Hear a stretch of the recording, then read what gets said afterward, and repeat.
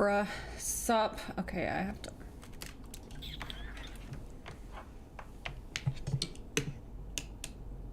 There's no bops right now, but there will be. Anyway, what's up? Sorry, I was making coffee and I got distracted by Destiny's stream because what the fuck is going on right now? Anyway, we're gonna play some Minecraft.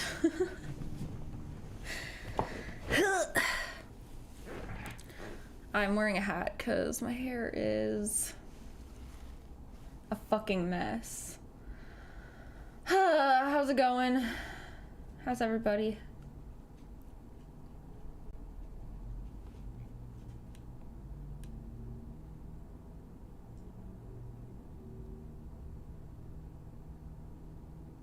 Some sus comments in chat. Okay. Weird. But yeah, like, what's happening?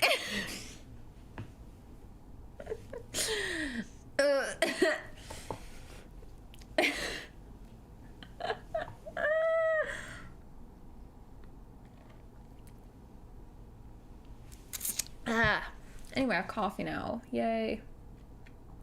You have a beanie fetish? I mean, this is technically not. This is why I'm wearing a hat, by the way. Because the bed head this morning is crazy. I think I slept like that or some shit, because it's... Oh, it just gets worse. It just gets worse every time. Okay, I give up. Anyway, hat. It's not exactly a beanie. It's like a hood. And it's got these little ears. But yeah.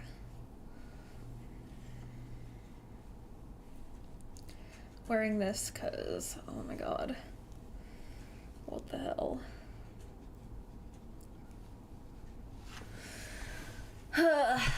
There is a bop. There's a bop. There's a tiny bubbles. Small bop. The blinks. Are you Bubbles? Will you tell Bubbles? Alright, well, have fun with that, Bubbles.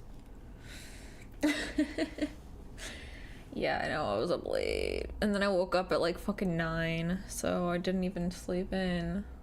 Yay. I really should get better sleep. But I have shit to do. What do you mean updating Minecraft launcher?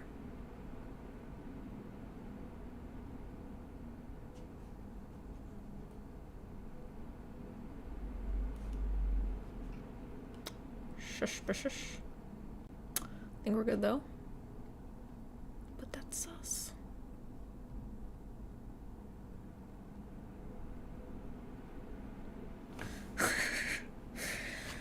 Anyway, yeah, so welcome. I'm calling you Puber because I don't know how the fuck else am I supposed to, how am I supposed to pronounce that? Oh,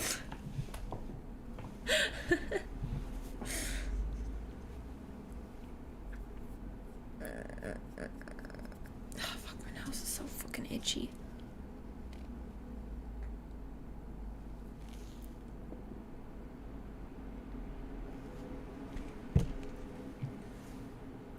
My poor computer is crying.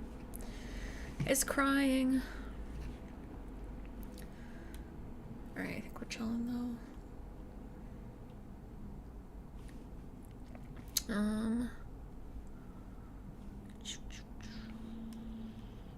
Okay, let's see if it works.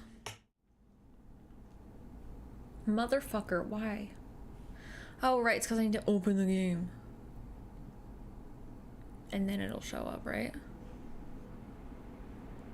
Yeah, I see you, doggy. Yep. Why? Oh shit, I have not done any work on it, by the way.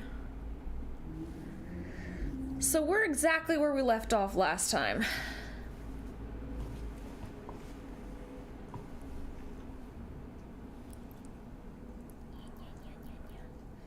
Still planning to make one what? Which one? Every ear shall be stricken deaf to hear the thunder of his voice. Let the men, women, and children of the earth come down forth and... Oh. What? Nanny. What? God fucking damn it. Well, good, I'm glad. Yes, Soli, you are a pulpos. Can I just sit here for like a little bit without you being a pulpos? Just a little bit.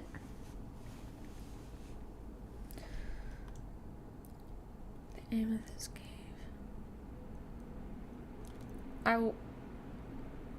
There was a lot of things happening. I need to... We finished the sword in the middle. I need to finish these buildings, I think. Is what we need to do next. Ma'am. Ma'am. Jesus Christ. Oh! A video advice for newbies. Yeah. No, I should. Yeah, no, I have been meaning to do that. I need to do that. I think I'll probably post it on Pornhub. If I do. Just because that way I can actually, like, not censor myself. And that way it's, like, free. I guess I could put it up for free on Fansly, too.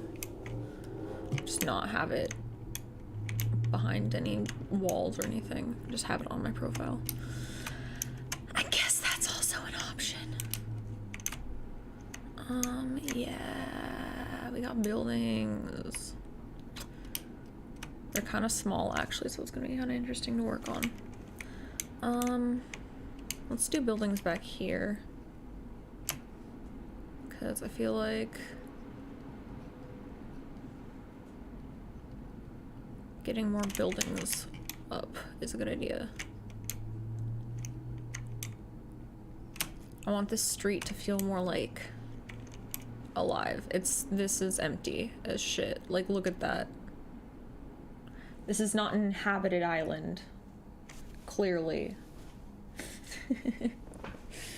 Well, thanks. Yeah, no, I can definitely do that. And I can also, I've put out some free printables before, but I can put out them in like the same, like I'll put it in like the description or some shit, so it'll be all linked together. Make it easier. Actually, are they still on my website? I don't know. I could make a section there. I should write this down.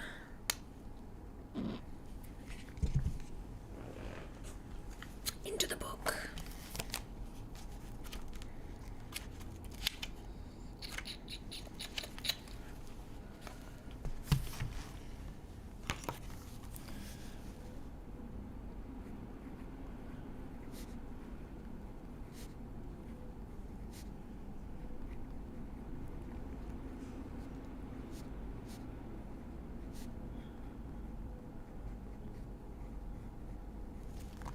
Yeah. It has been written.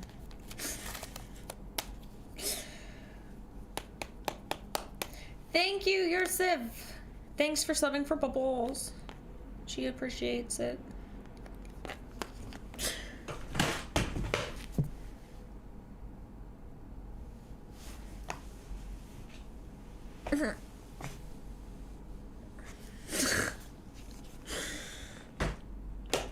Yeah. Where'd she go? She's right there.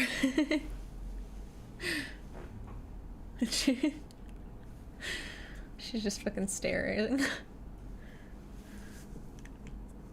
It's hard to chase the bubbles around with the camera. She moves too much.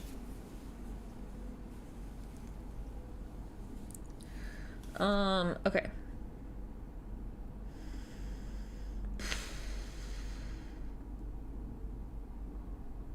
Where to start? I feel like I almost want the buildings to like go up onto the cliff.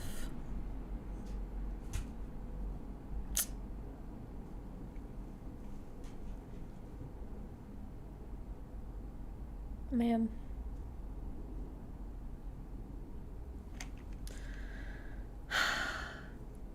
Why is she like this? I feel better today. My legs are still sore, but I definitely feel better today.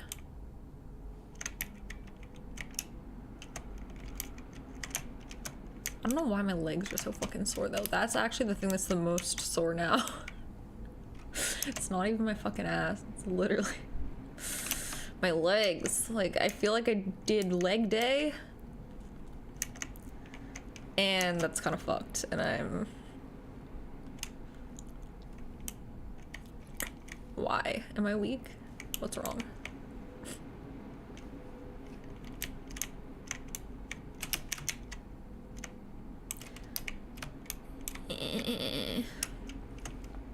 We'll make it a square, I think.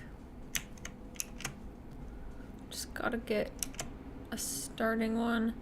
Part of me is like, I feel like I should have like I should make like a template house, but maybe not. Yeah, I'll just fucking wing it. Whatever.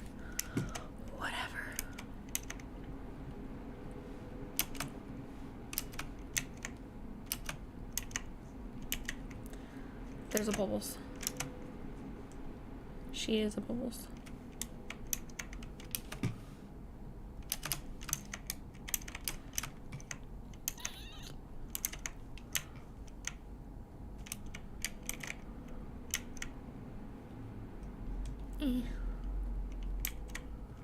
Let's do this.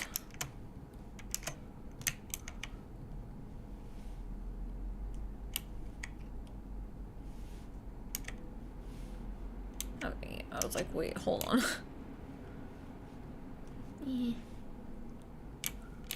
Skinny building. I'm trying to make these taller so I have some more like vertical room. Oh yeah, I saw that. I was kind of confused at what the drama was over exactly. Like,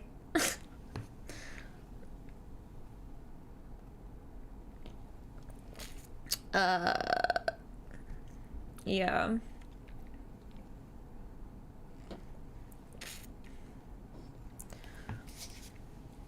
Was it like, bro? Same. Bruh, I fucking read that this morning. Fucking hair. Fucking read that this morning. And was laughing so hard. Oh my god.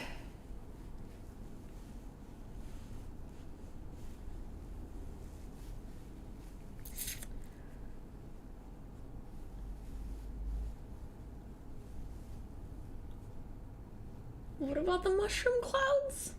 What the fuck? The hell?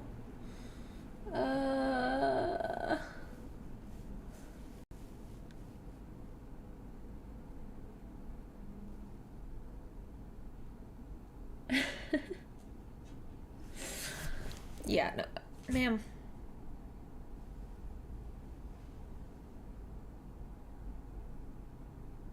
You're just begging to be picked up and placed on my lap.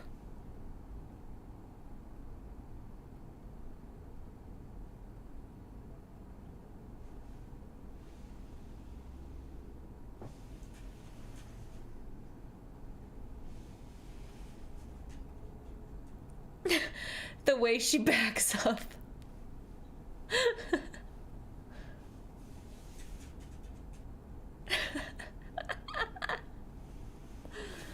I lost the bubbles. Oh, got you, buddy. Got you.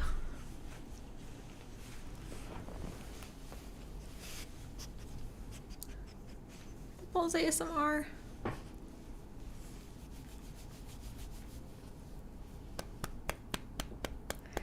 The Bubbles. Not chat. God damn it.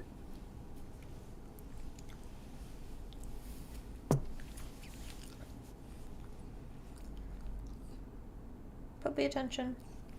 You are receiving puppy attention. Yes. Embrace the puppy attention. Embrace it, Bubbles. Embrace it, Bubbles. Ah, Bubbles. Here, give them. The Bubbles just in the camera. What's that, Bubbles?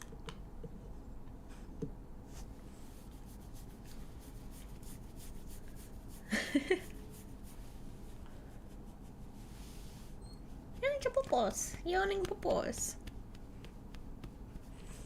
What's that, honey? What's that?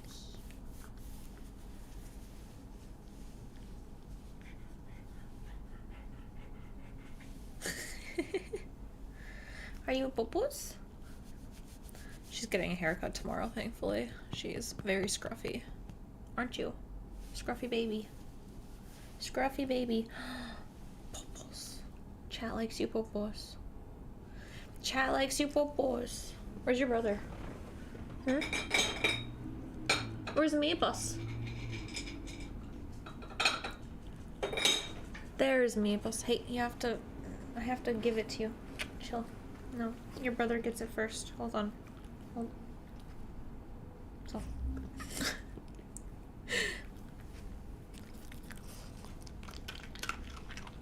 I'm gonna drop it.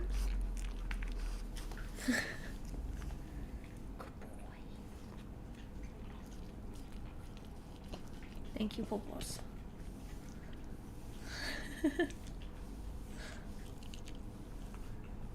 Was that good stuff, Bubbles? Was that what you wanted, Bubbles? My hand is so slobbery, oh my god.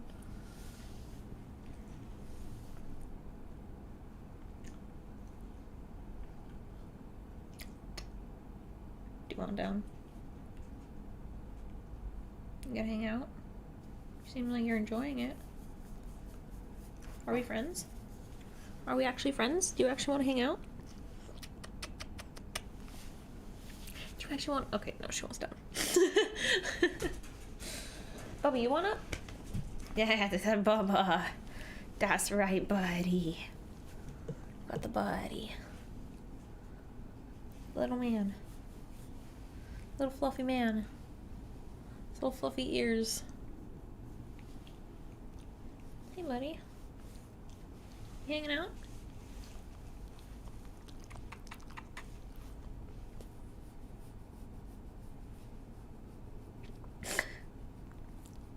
Hi.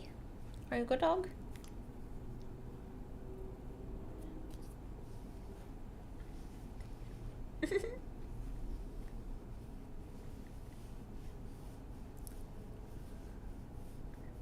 Meanwhile, he's just like, I didn't know we were doing pets. I will take those. The Baba. Okay, I'm using my hands now. There's a little tiny baby. Little tiny Bobby.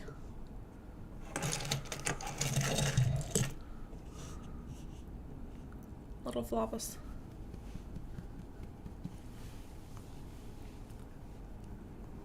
He's asleep.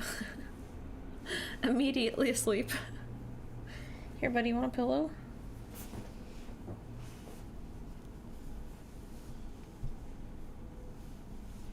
There. Pillow for Bubba. There you go, Bubba. You happy? Yeah, okay.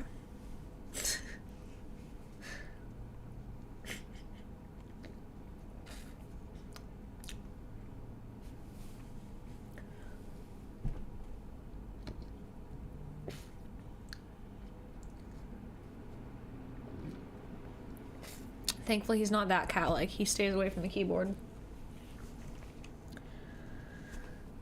just realized my arm's gonna be blocking this the whole time.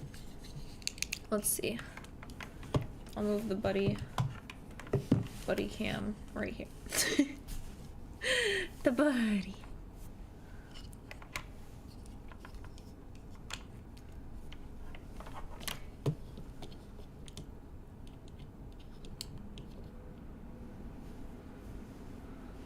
There's a Bubba.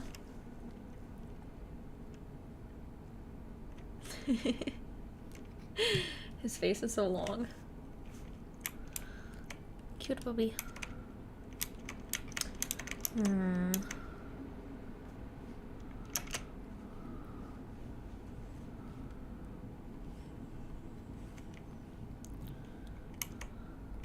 Can you chill?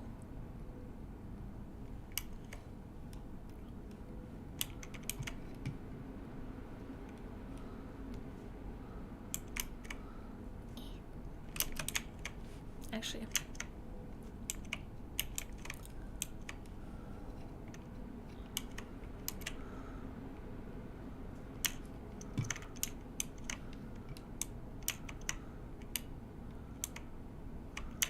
Okay, yeah.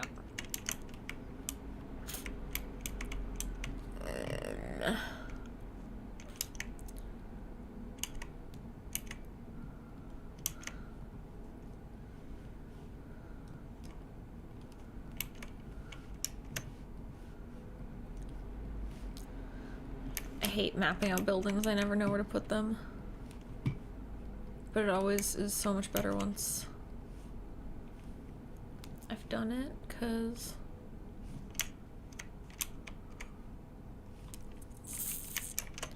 are you hiding? Hey, Bubby. Why are you hiding? Why are you hiding, Mousy?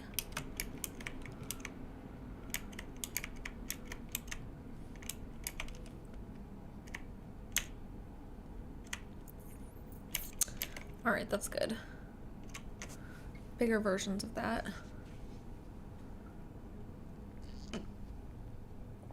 Oh, slightly bigger.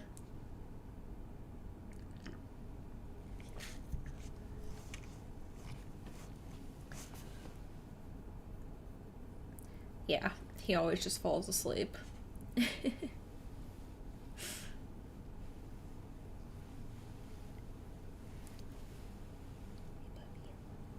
Baby Baba.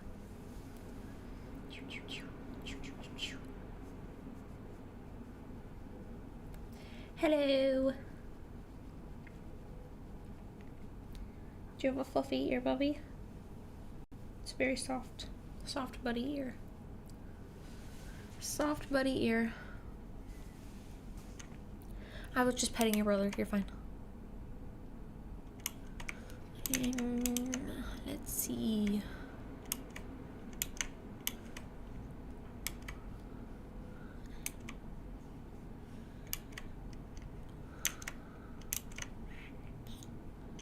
Do another short building, I think.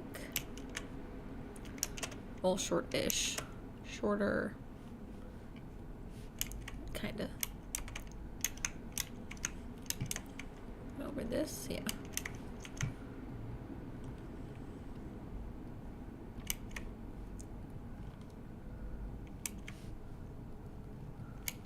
There we go.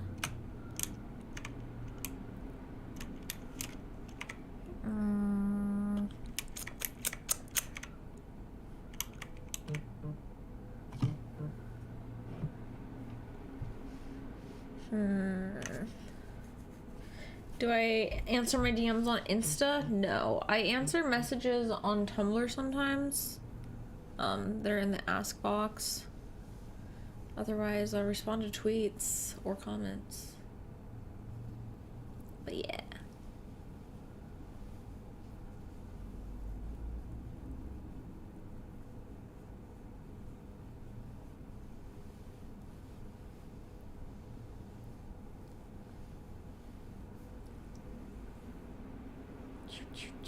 Hello.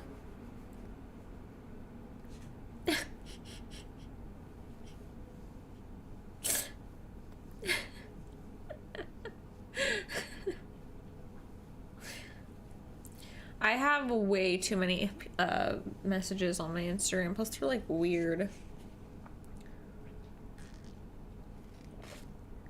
I'll occasionally check my Twitter DMs, but not that often, honestly. I should check them more. Hey,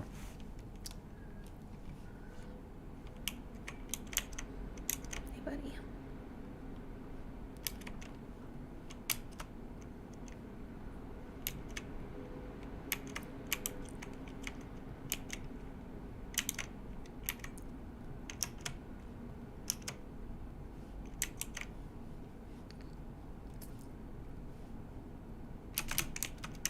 There we go. We'll do another skinny building.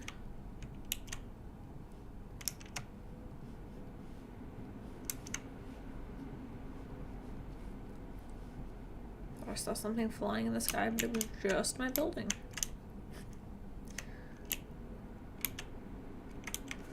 Yeah. Yeah.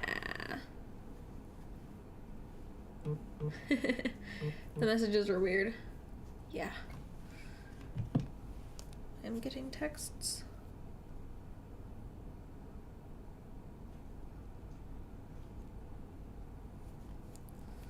I will respond to them later.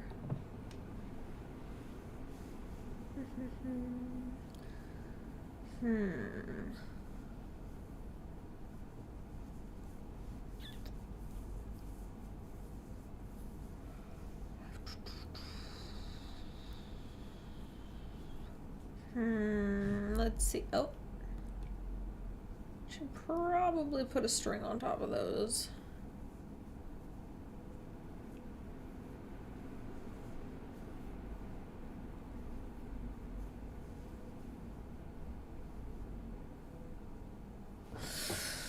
Yeah. Okay. Let's put something on top of these so that they don't keep growing. Can I put this on top? Doubt, but yeah, I didn't think so. What can I put on top of it that will block it and not look weird? So I can't put a string, but it's like I feel like I need I need some type of texture pack that makes it string invisible, like actually invisible.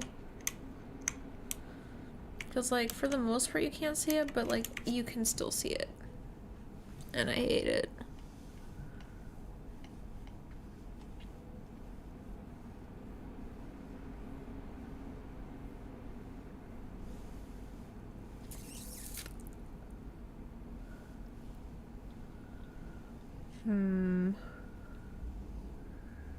Yeah, that is pretty much my DMs. There's a lot of people just trying to save me in my DMs, so that's fun.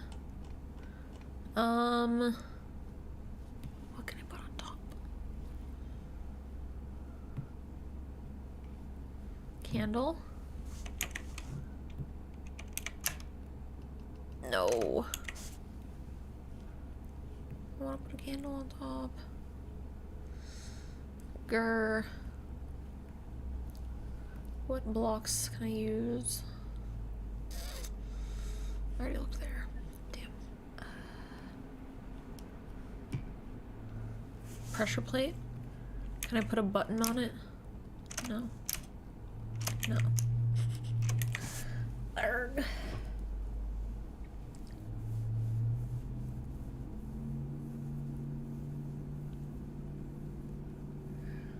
Yeah, I'm just trying to find something that's gonna like blend in.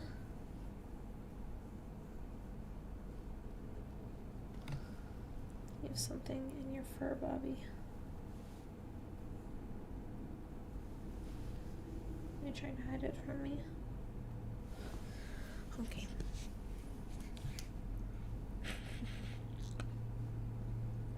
Yeah, pretty much. Pretty much. What? Sometimes I get snacks too. This is not for puppies.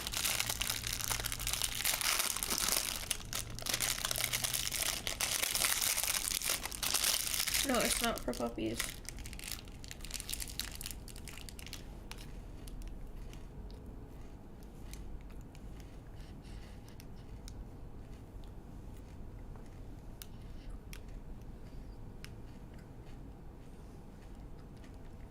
No, Bubba.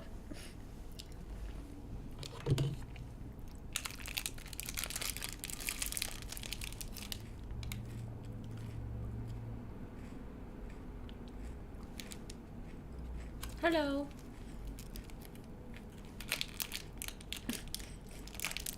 He wants to say hi.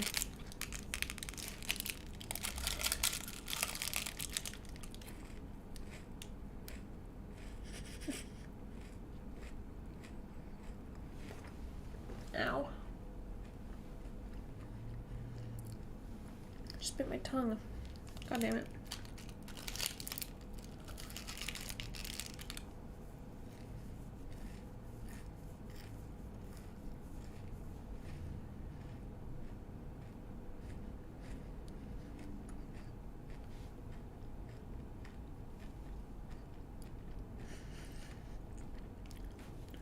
Thanks for stopping by.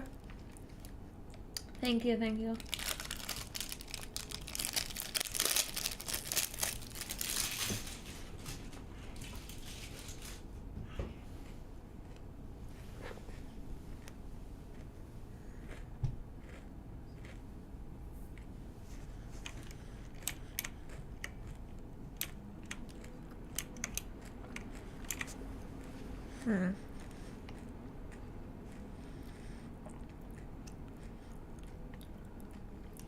Oh, Bops.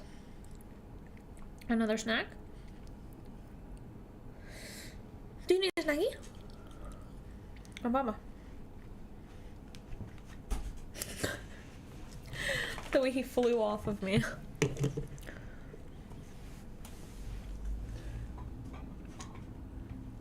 He likes to be able to go to...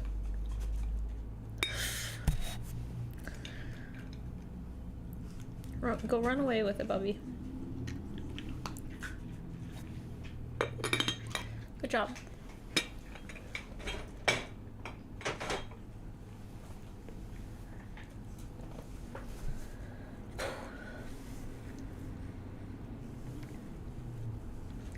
Bye. Have fun. Instead of a cookie, you want a great mushroom cloud. LMAO. Okay, how can I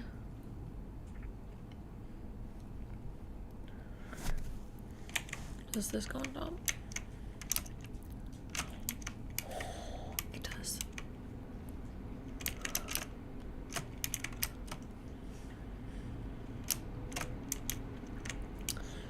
That is nice. Okay.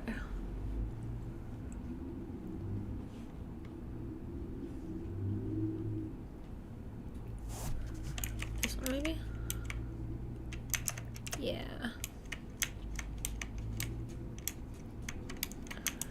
There we go. Okay. Solution. Alright, now I feel better. Me too. He's feeling a lot better, which is very good. Who's worried about the Baba?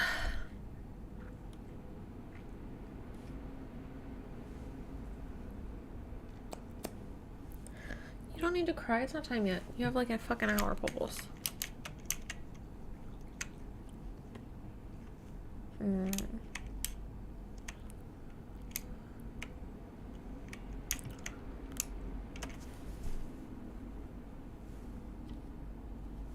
I feel like I'm just kind of like going at it now, maybe. But I'm also thinking like, need to figure out what blocks I'm using.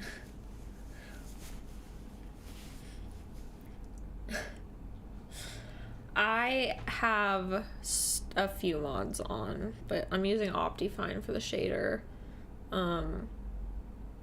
If you want a list of all the mods, they're in the description. Yeah. I don't like making promises that I'm gonna be someone's friend just because I don't want to like say that and then, you know, I obviously like am pretty busy and then, you know, they get disappointed or whatever because I can't really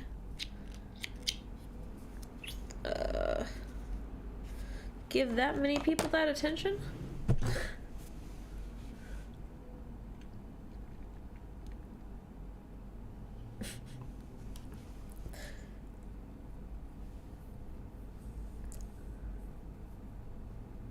I'm good. I'm procrastinating choosing what blocks I'm using here. Okay.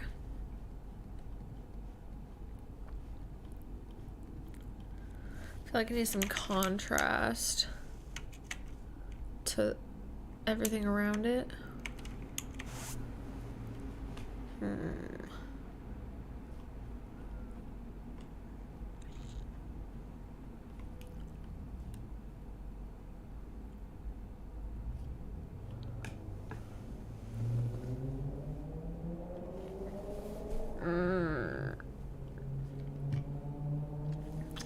Needed to contrast but still go with everything is the problem.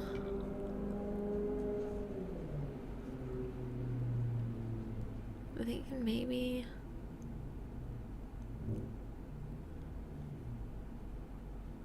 these.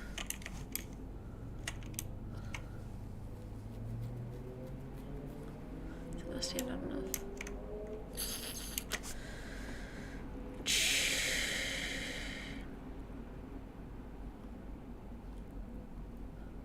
Maybe I should go for like white as a color also.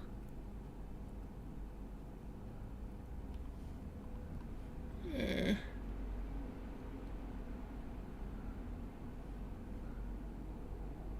quartz.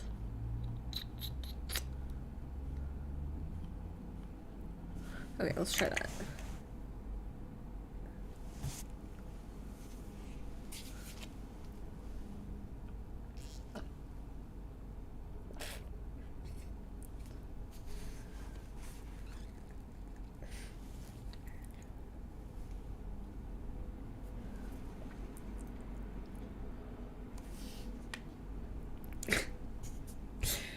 D&D, he was joking. That's what the /S means. That means sarcasm.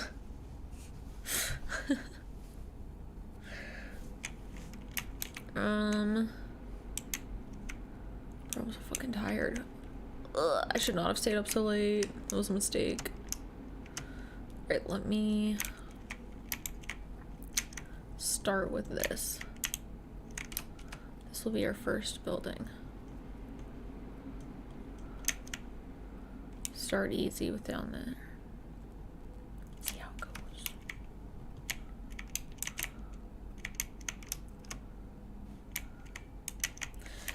Okay, wait, other things I'm gonna need. I need something to put inside of it so it has like some life.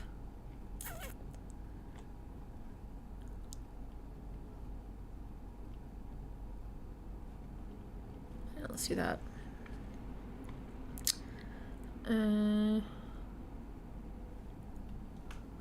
Use that window.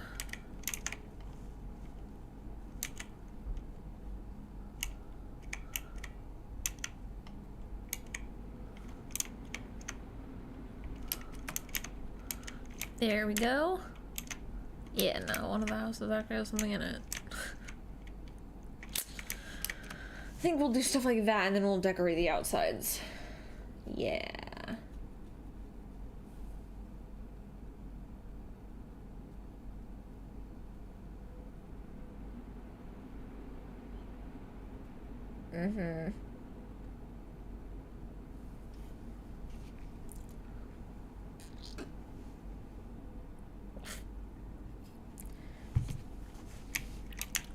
Let's see.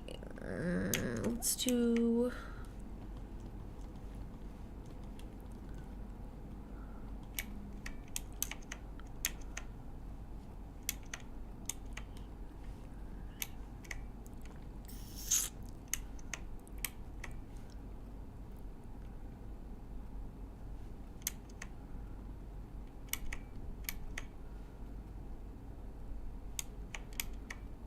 Okay, yeah, I think that's what I want to do.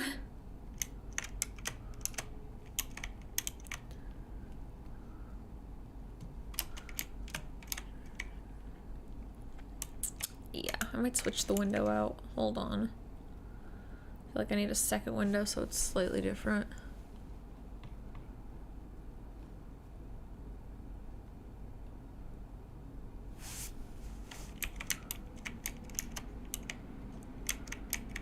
Just look different enough, damn it.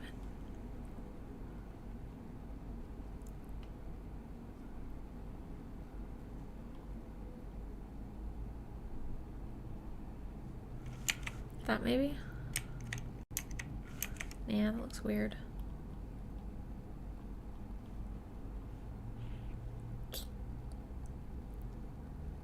Let's do this one. Okay.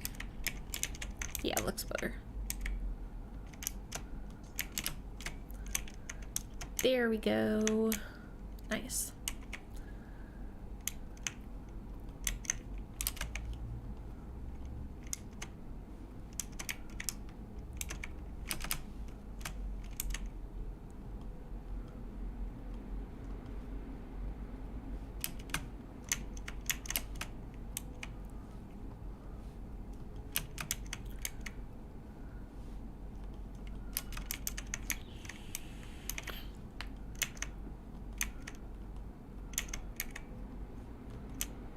How am I gonna do this? That.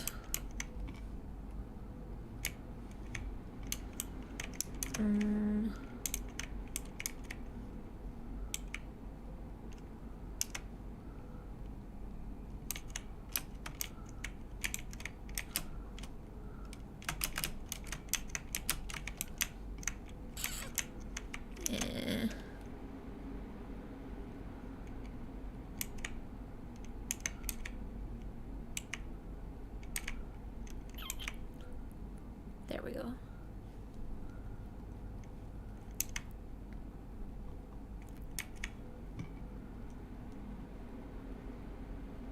There we go. I did it.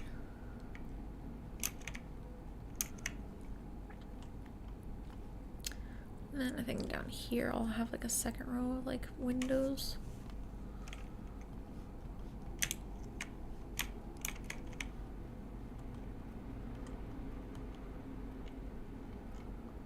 Well, there.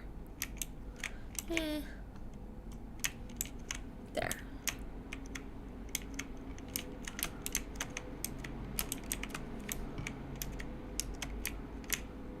Works well enough.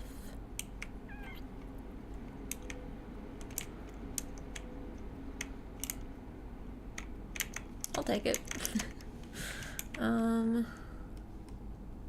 Okay, let's do, how does this one look? Alright, I think it's okay. Okay, what? No.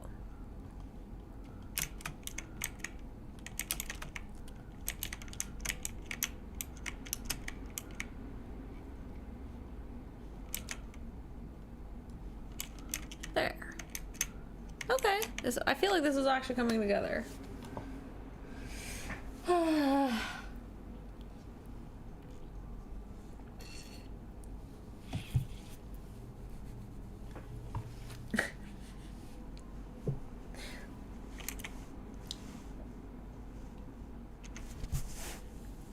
actually have not seen Avatar 2 yet.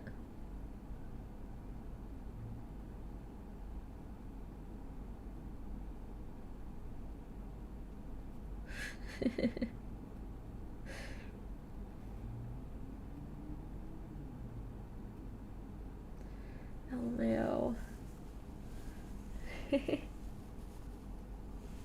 Yeah, no, we're not giving them interiors just because they're kind of just, yeah, it's like a facade anyway.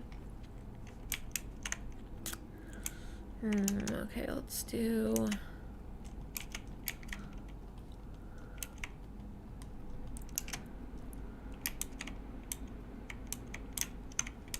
Eh.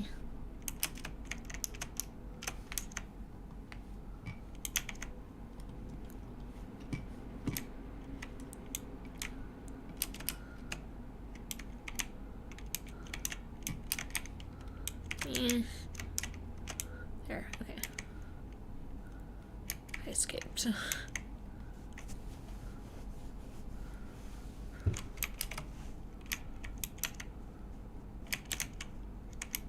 Alright, there we go.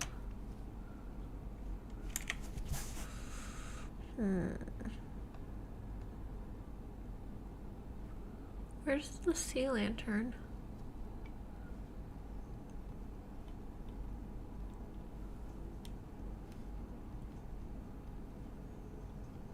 Ha. I'm gonna use that for this.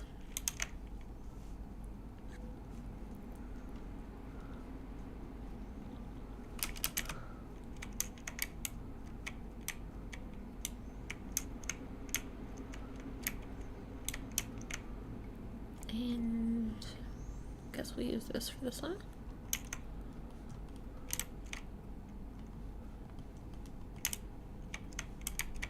Yeah. There.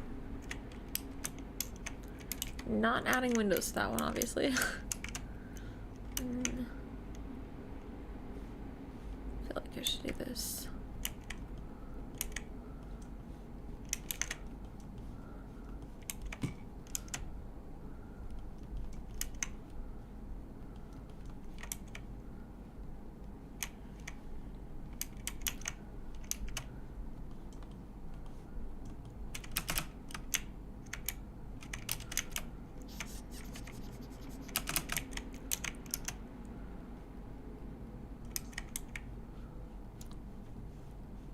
Alright, there we go.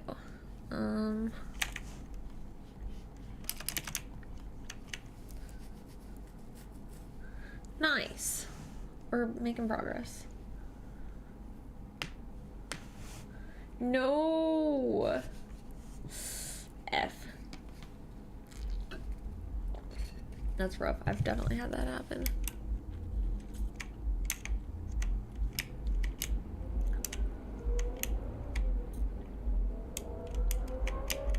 Why do I feel like there needs to be another building right here?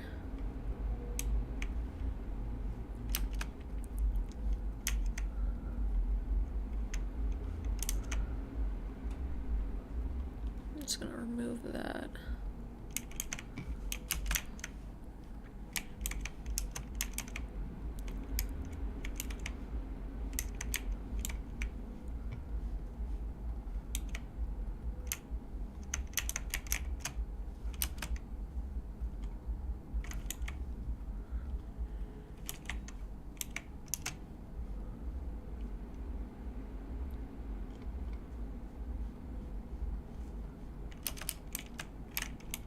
There we go. Now it's from both sides. Yeah, that's better.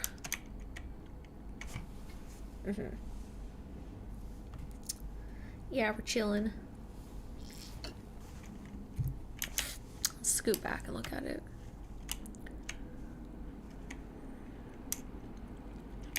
I think it looks good. It even goes like down into the cliff like that.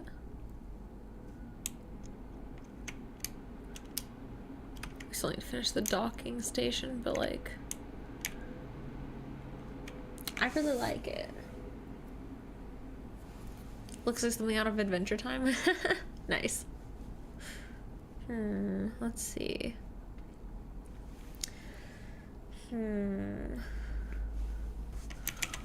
I'm like debating, should we just work on those next already? I almost feel like we should. Let's just do it.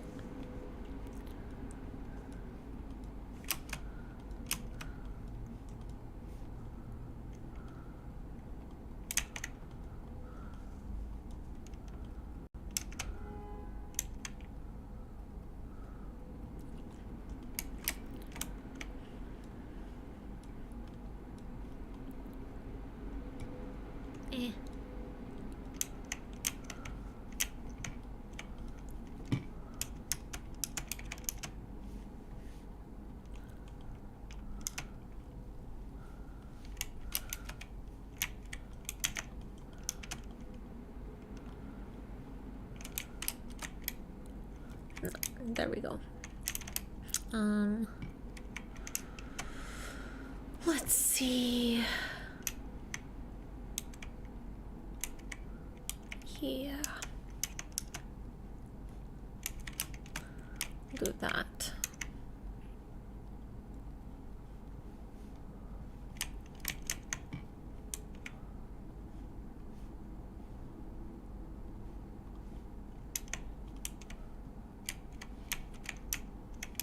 There.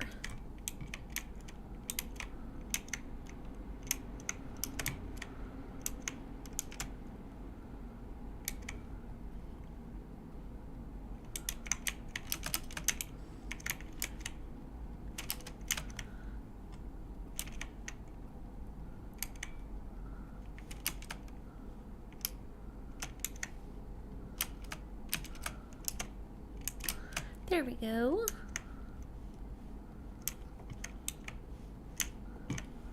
Let's see how that looks. Nice.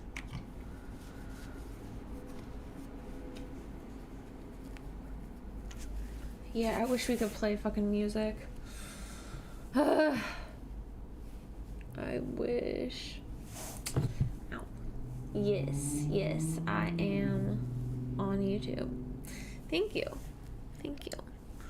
Feel like death because I'm so tired. But that's okay. At least I can play some Minecraft finally because I haven't played in a few days. And yeah. Let's see. This next building can be this one.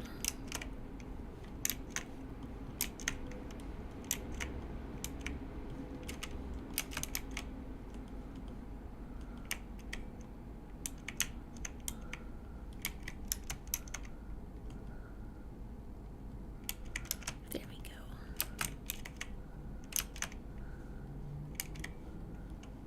Oh wait, I didn't fill in the top, did I?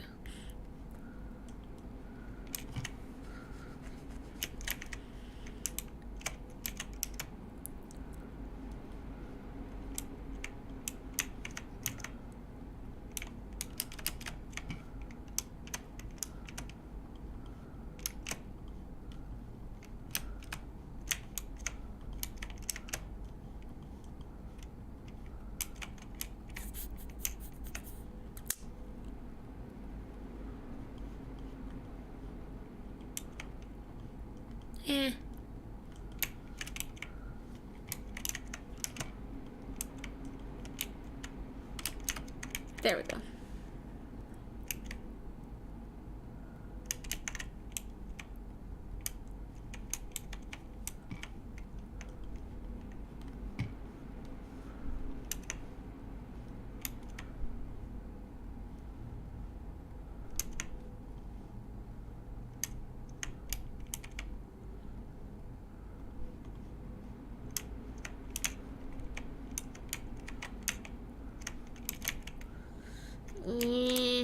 Okay, meh. Not sure how I feel about this one.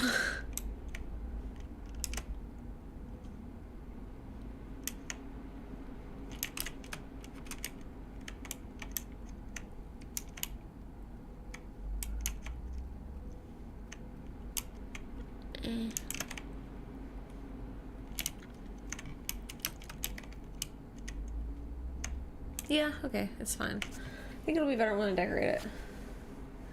No, I've never really played Kingdom Hearts. I just couldn't really get into it. I feel like it's good in concept, but I just couldn't get into it.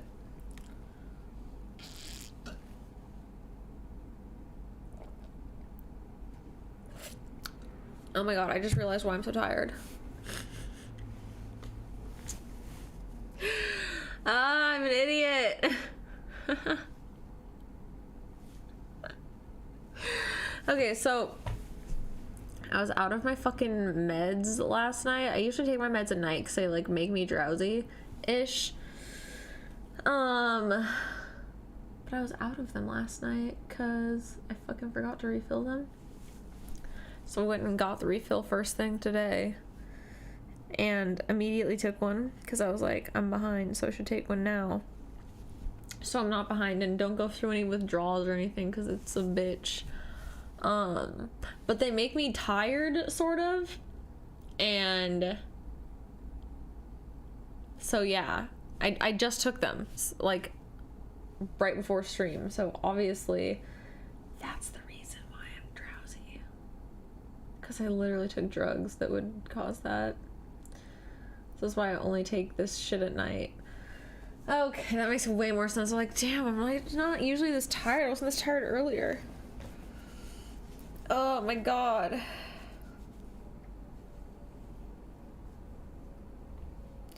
LMAO. Yeah, that's definitely what's wrong with me. Oh my god. Okay, please be patient. Yeah, drowsy, I guess. I was like, damn, I'm feeling like more tired after drinking the coffee. What's up with that? All right, let's smoke. I think maybe that'll help me. Holy shit. Like, why?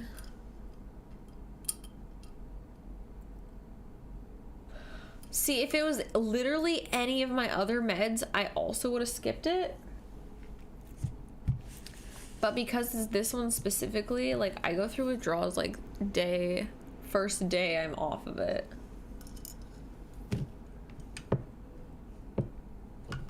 Which music? I can't really play music, unfortunately, because... Oh, from Kingdom Hearts. Yeah. I don't think they'll let me play it, but I just realized we could play Minecraft music or something. Let's play Minecraft soundtrack. YouTube won't get mad about that, right? Because I'm literally playing Minecraft.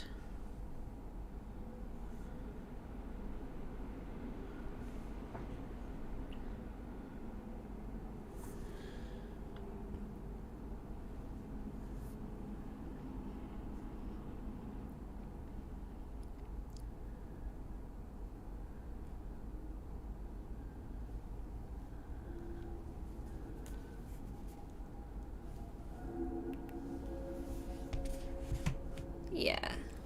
Soundtrack on. I feel like this is gonna help me a lot for some reason. I feel like I need audio right now or I'm gonna fall asleep, actually.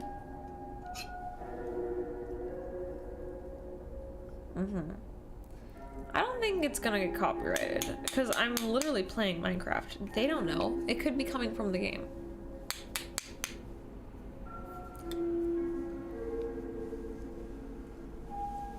Thank you. It's a very cozy hoodie. It's my first time wearing it. I just got it. I've been slowly filling my closet with more, like, boy clothes. Slowly but surely. Because, like, I had a lot, surprisingly, in my normal closet that just worked already, but I needed a few more things because I was ending up wearing the same outfit every day.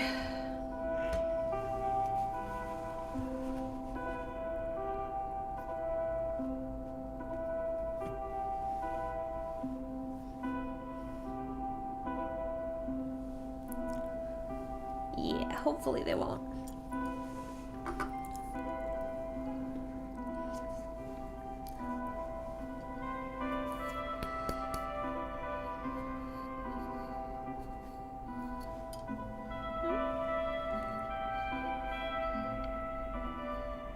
Thank you. I actually don't have that many flannel shirts. I think I only have like 3.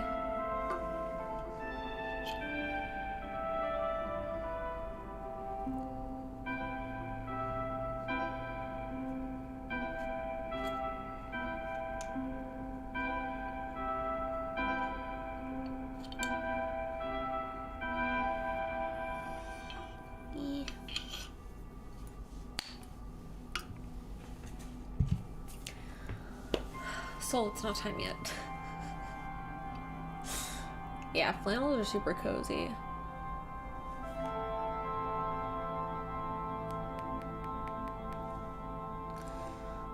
This fucking piece of hair back here, I need it to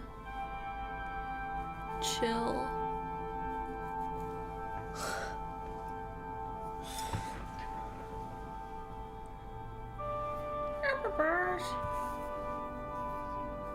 She's crying. We still have 20 minutes, Soul. Yeah, I love South Park. South Park's great. South Park has always been so funny. I remember when I was a kid, like, my dad's like a huge South Park fan, and my mom's not, because it's like way too crude, so she doesn't like it. But my dad would always be watching it, and I'd always want to watch it with him, and he would be fine with that, but my mom was like, no, it's too inappropriate. But eventually he just like let me sneak and watch it with him. Thank you, Alan, welcome. Playing some Minecraft. I'm gonna be sinful and do drugs, and the dog is crying at us.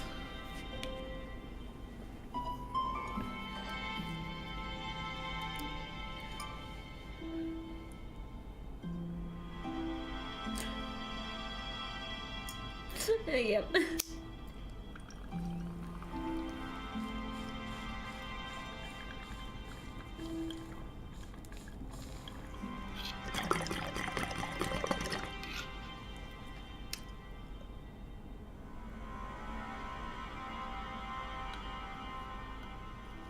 No, I didn't.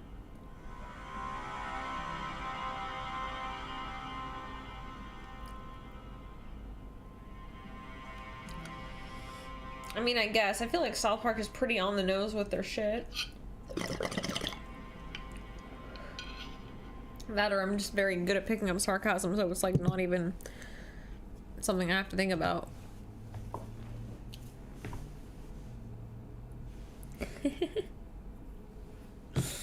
God, that first episode was so good. Okay.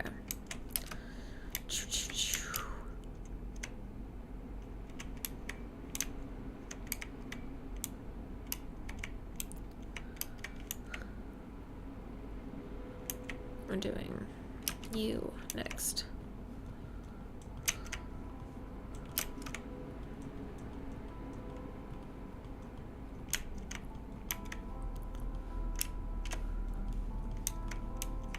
Yeah.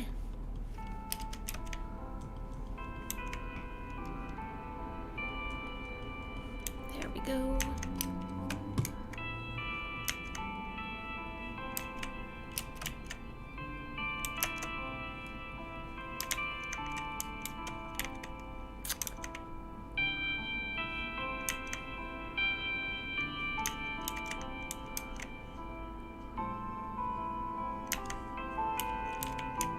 Okay, that's what I gotta work with.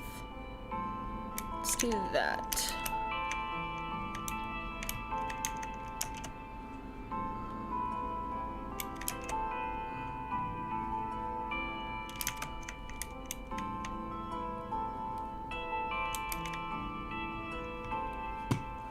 Yeah, I think I'll just do like a slit window up at the top.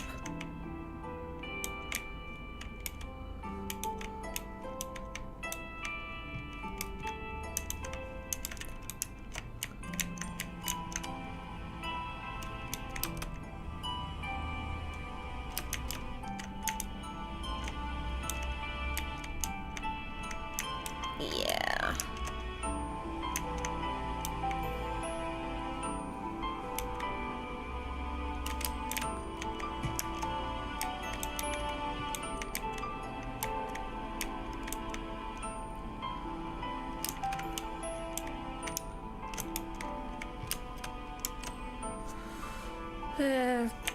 Let's do that one inside.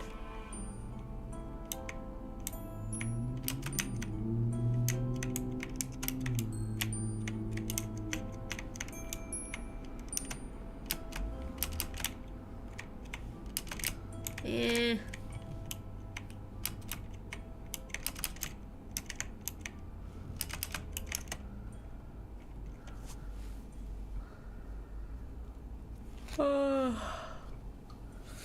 Oh my god, why did I take that before stream? Am I actually an idiot? Why? course it's gonna make me so tired. Oh my god.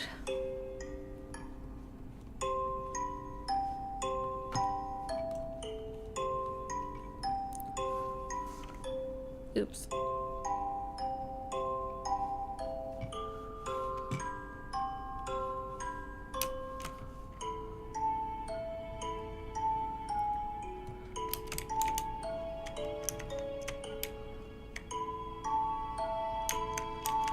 There. Okay. That's good. Okay, I should just feed the bops.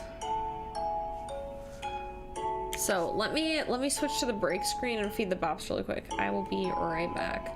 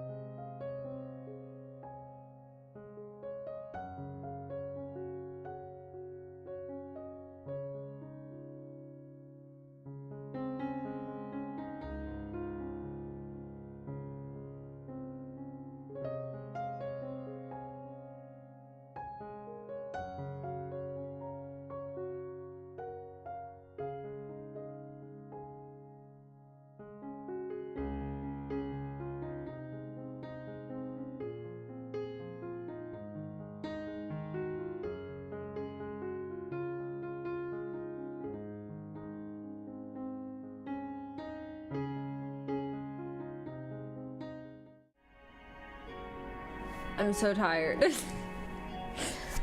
Fuck. Alright, I can't do the Minecraft music. I feel like we have to listen to, like, Reddit stories or some shit. I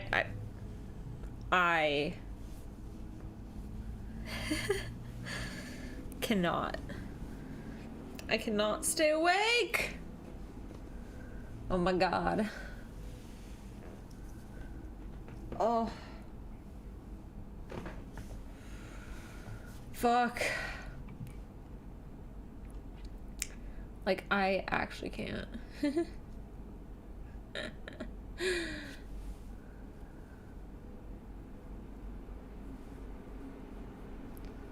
Yeah. Bruh. Yeah. Yeah, maybe we should stretch. Maybe we should stretch. Here, I'm gonna find... Let's listen to some D&D horror stories or something. Let's listen to Crit Crab.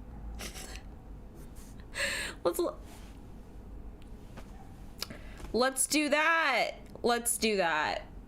Anyone want to do that? Because then I won't get copyrighted. And we can link to him. And everyone should follow because he's great. But yeah, I need something to activate my brain because, like, this is too mindless. It's fun, but I am zoning out way too easy. I can't.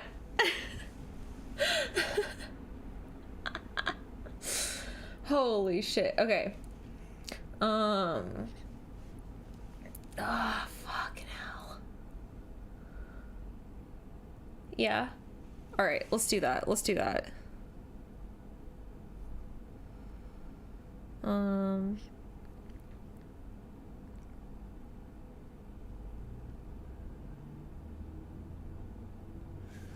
All right, I'll play. Hello, everybody.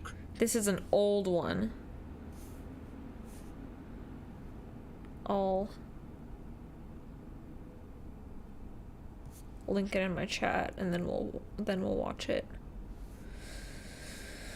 Oh my god.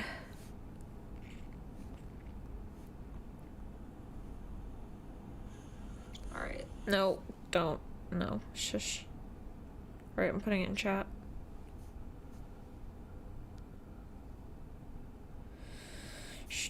Okay. Crit Crab here with another story. This one about. Thanks for entertaining us, Crit Crab. I love you. Okay, thanks. Group all of 3 times. Thanks for giving me away. Before we get into this video, I would like to give I'm gonna quick switch shout screens. out to today's sponsor. Last Arc Tactics Analog is a tactical D20 really based TTRPG with a bit of a JRPG spin on it that uses talent trees instead of fixed class progression to allow the player to make their character into whatever they want. Now, in case you're wondering why I'm so pumped about this game is, they promised us an official crab summon in the bestiary, so please, after this video ends, click the link in the description and check these guys out. You won't regret it. Anyways, future game nights aside, roll post. This is the first story in a long saga of bad GMing and playing performed by a legend in our local community. A story of pain, embarrassment, cringe, and outright creepy stuff that became a meme and a synonym for everything bad in TTRPGs between all the people involved and our friends. A tale of a guy that I will call Creep for the entirety of 3 to 4 stories I'm about to share in the nearest future. We start with a story set in the Elder Scrolls setting.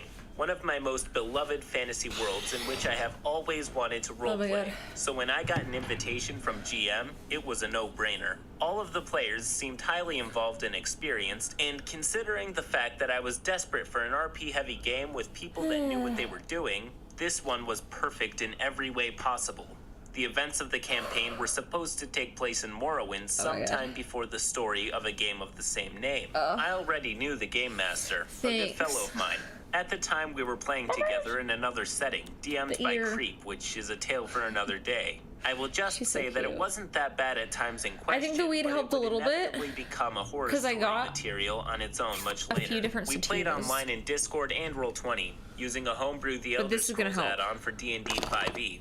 So here are our main heroes. GM, a really chill guy, pretty interesting to hang out with. Met him on a World of Warcraft game sometime before. His road of GMing has only begun, but he was showing a lot of potential already. He took his role very earnestly, working his hardest to provide us with a good story and gameplay. Me, a young dark elf warrior from House Redoran on a quest to hunt down necromancers that defile his ancestral crypt. Eager to prove himself to the living gods of Morrowind and his higher-ups, he was all about honor, family, comradeship, and traditions. Tez, an Argonian rogue and a mercenary that has seen the horrors of war. His voice acting was so good, it made me ecstatic. He was the one that inspired me to work on my RP. I'm already feeling more awake with Crit Crab talking. Otherwise, a very serious and rather helpful individual both in-game and out of it. He acted as a voice of reason in the group for the most part. Torgrim, a Nord barbarian, also a great voice actor. He sounds exactly how you would expect a Viking to sound, just gorgeous. His character was actively seeking work to provide for his family in Skyrim. Out of game, he was rather funny and nerdy in the best way. See, that one lives in this drawer, so it's like the streaming chapstick, so it's like I always have it on me. An edgelord albino dark elf named Feanor. Yes, that Feanor. This is the only description I can give because there was none on behest of the player. No motivation, no backstory, nothing at all, except a typical nihilistic outlook on everything. As for the player himself, well, he was odd. He was a weeaboo of the weird kind with all sorts of strange preferences. He also wouldn't shut up about how deep and complex his own stories and characters are and how he's a master when it comes to the Elder Scrolls lore. I knew him as a GM for a while, and I knew his stories kind of sucked, but I was more than willing to let him show his playing skills with no ill intent and bad expectations. I joined the game only on the 3rd session, so the events of the first 2 were told to me by the rest of my comrades later on. It is important to note that while me and GM were discussing my character sometime between these 2 sessions, I overheard a quarrel between him and Creep.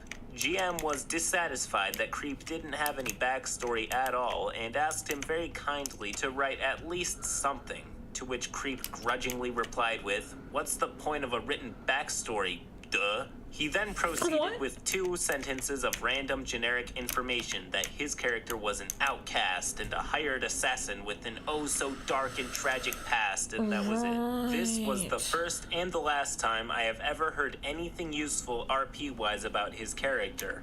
Note that the campaign was already ongoing, with his character as a part of it. It didn't really bother me that time, as a lack of backstory is not a bad thing on its own.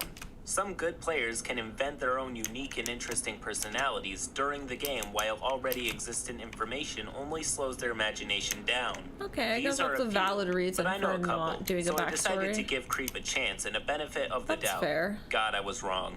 So, let us begin. Session 1. Tez, Torgrim, and Creep are being hired by a dark elven noble to investigate a rather unfortunate event. A mineshaft nearby, owned by this noble's brothers, stopped their weekly deliverings of ore and ceased doing their normal mining schedules.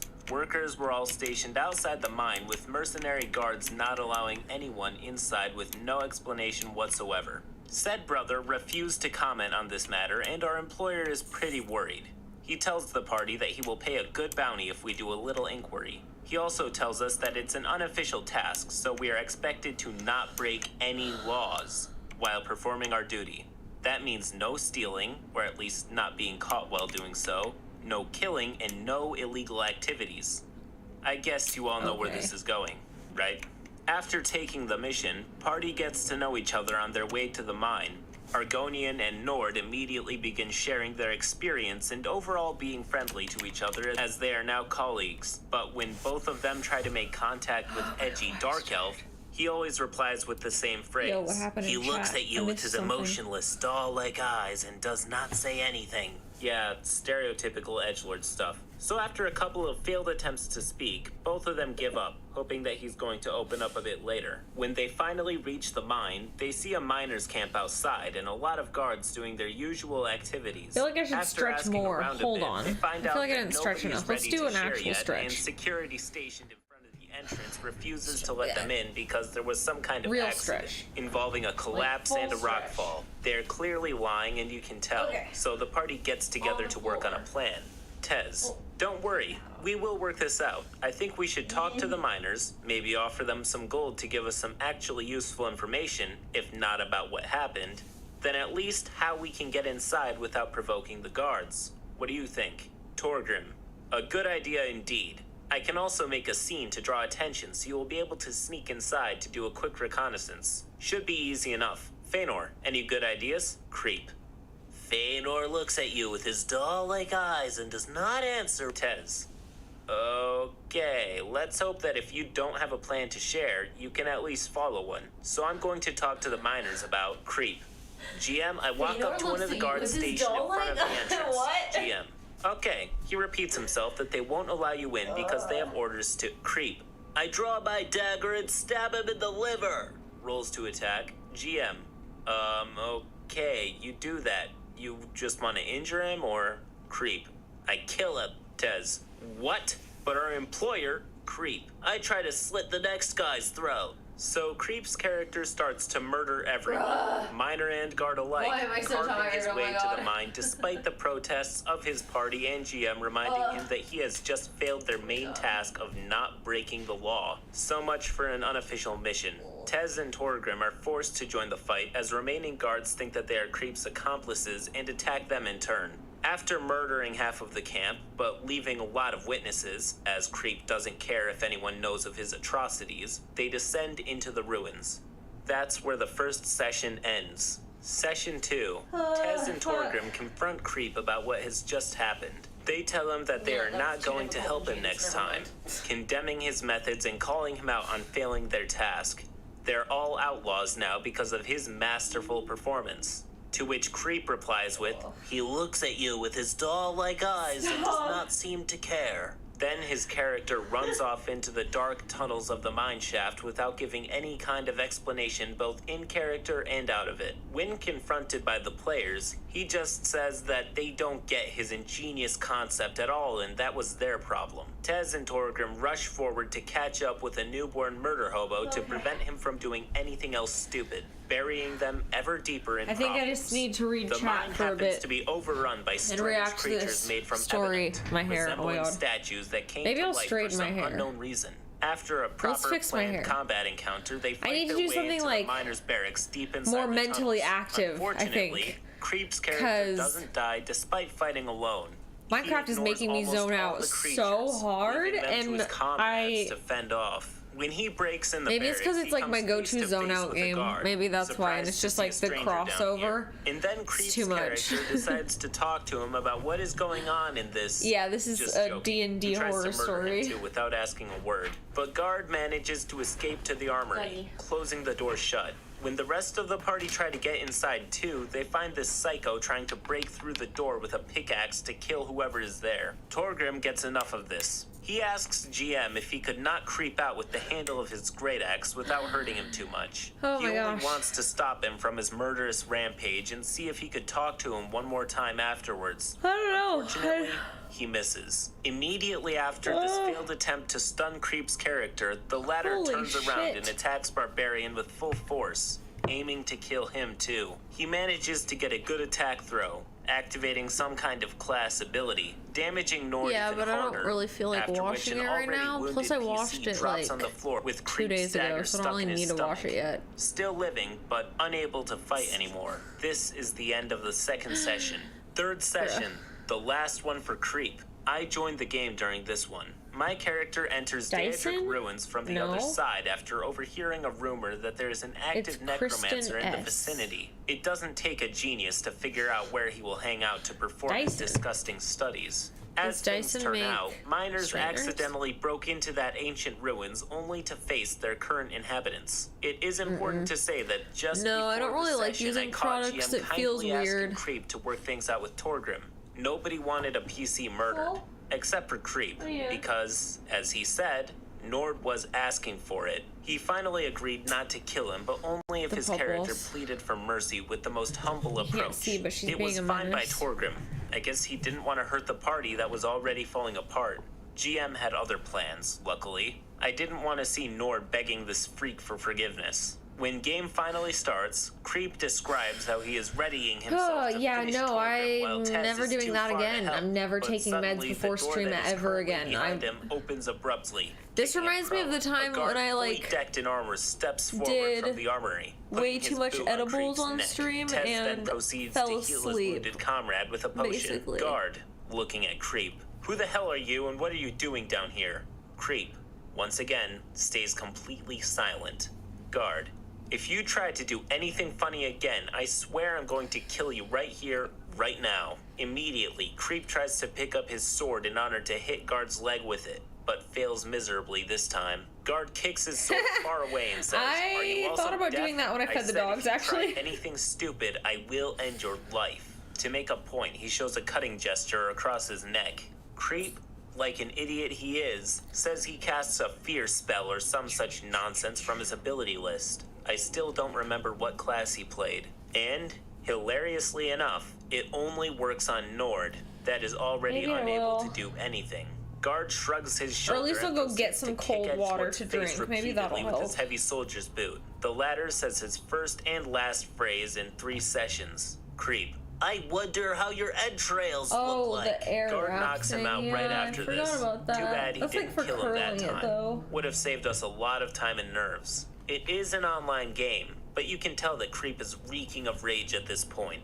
Apparently, this isn't his fault at all, but he stays silent for the most part, only rarely throwing extremely passive-aggressive commentaries. When other party members try to explain themselves to the guard, luckily he doesn't know what happened above the ground, I hear a disconnect sound within our Discord channel. This is the first rage quit on the behest of Creep, but not the last one for the day. Things are about to get much more interesting.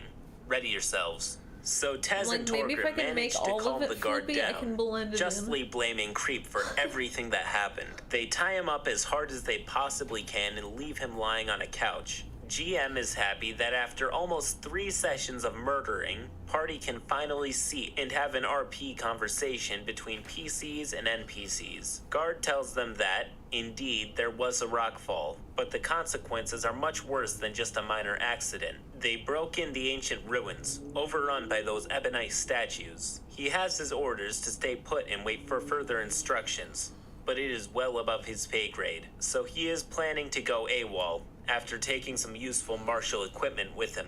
Sometime during this dialogue, Creep returns to the channel to be informed by GM that he is tied up. He starts thinking of a way to get out. Then, after a minute of mumbling, he demands to throw an agility check with an advantage because, quote, I was a slave once and I should know how to escape in a situation like this. Bitch, no. The table goes what silent. The hell? GM. You don't have a backstory. You never wrote a backstory. Creep.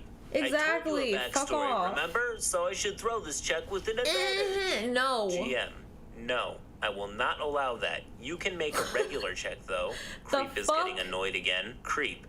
Can I make an escape artist check with a bonus at least? No. Tez, there is no such thing as a separate escape artist skill in D&D 5e. Creep. But my character was a slave.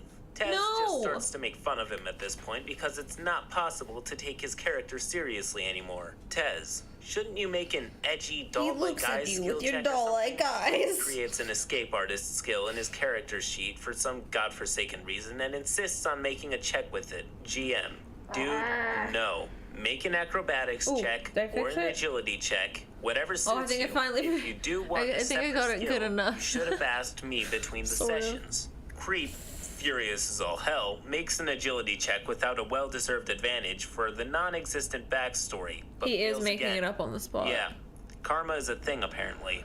Creep then Well, we are proceeds gonna with make- the following while cursing like a We're working sailor on after our every Minecraft failed world, check. but I'm Creep. super fucking tired. GM, I want to pull Because a I'm poison an needle idiot, from and a I took my hidden meds compartment before in the stream, collar with my teeth. and now I'm Tez, groggy. you didn't say you have any. So I'm GM, doing does something he more have those tactile needles to, in like, his just inventory? wake While myself GM up a is bit. trying to check his character sheet, Creep writes them down in his backpack.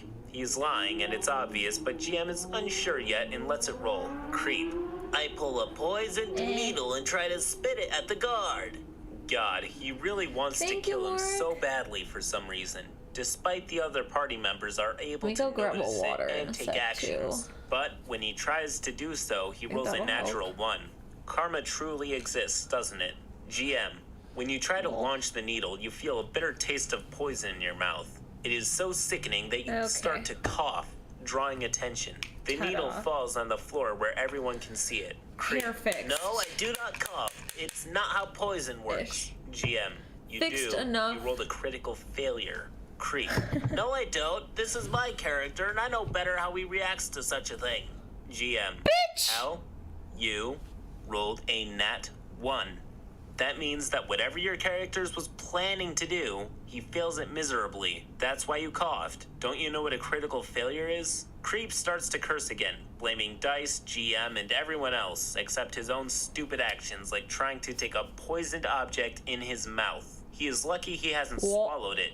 Wouldn't have been funny. Tez and Torgrim proceed to search him thoroughly, throwing away everything he has in his inventory on the floor. Then Tez puts a gag in his mouth so he does not try anything alike. To which, I kid you not, Creep replies, "How do you put a gag in my mouth if I have a leather mask on my face?" I just blow up at this point saying, then how did you pull a needle with your teeth from your collar and tried to spit it when you had the same mask you have mentioned on your face? This He never man. answered Alright, I'm my grabbing question. water. What follows is a second disconnect sound from our channel. We take a brief pause because the level of cringe is so unimaginable that we need a moment of silence. We all think that it is finally over for him and he will never return to the session. It was the first time I saw a player like him in action. Party then finishes a dialogue with the guard, after which he leaves to escape the mines, giving us some clues on where the breach between the mining tunnels and Daedric ruins is. Right before Creep returns once again, like, maybe after real cooling food would himself help down me. and accepting his fate as a prisoner. Wake up a little. Or that's what we think. Tez tries for the last and Instead of final just time Rice to Krispie talk with treats. his character. Tez, taking Creep's gag off, listen, I don't know who you are and why you are doing what you are doing, but I offer you the last chance to make things right between us. You help us get through the Daedra ruins and find the one guilty of attacking the mines with his Water. army of horrors. If we do this, How about- maybe we could at least make our employer I'm like, what's forget something I don't really incident have to, that you like, have watch? created.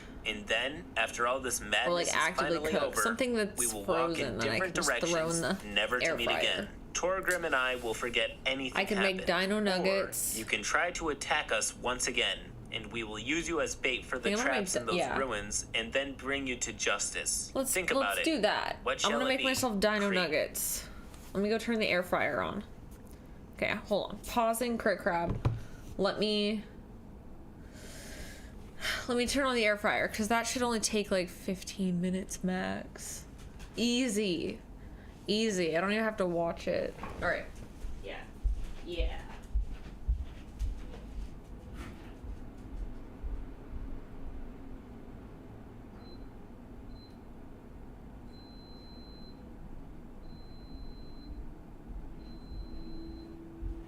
It should be illegal how easy air fryers make cooking shit. Like, bro. It's so good. You just turn it on. It heats up so fast. And then you I love it. I love it. It will definitely let me know. It's too loud for me to forget about it.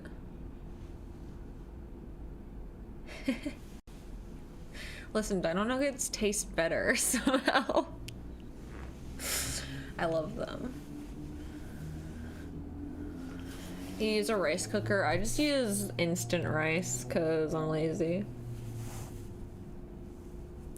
And Nishiki does like good instant rice. So I can just get the rice going while I'm cooking other shit. Alright, Ghoulcraft, hi. Finish the story. He looks at you silently with his doll-like eyes while being completely silent. Tez, hold on. You've made your choice. Go back. He looks at you silently with his doll-like eyes while being completely silent. Tez, you've made your choice. I'm going to put the gag back. Trap bait it is. So the guy literally ignores his last chance to be a legit member of the party, describing out of character that Feanor is so angry at everyone right now and how he is going to slowly murder other PCs while enjoying it. Period. So the party enters the dungeon with the special murderous snowflake on their leash. No, it's easy to cook. Here and there, it's not that rice is hard to cook, it's that the party have learned their I don't want to wait for it. At one point, my character and the rest of the party stumble across one another in I'll the be halls cooking of something antiquity. else. Me. Who that goes needs there? rice as Show a yourself. side, Torgrim, or like a emerging base from to the dark dish, corridor, and I'll be like cooking the other thing and be like at the end of cooking that I'm like, shit, I need rice, so I can just throw it in the microwave for like a minute, and then I'm we're good. Draenor of House Redoran, sent here to purge these ruins of necromancer filth, and you are not the manling I'm looking for, as I see. Tez, a necromancer? That explains things. We came here through the mine to find the source of plague that stalks these halls. Me. I have already found his have fun at work. So I'm sure he's still here somewhere. After a brief conversation, I find out that our tasks are the same. I have tried making the instant potatoes once. Let me go. Fact that all of us are pretty. Let me go put the nuggies in.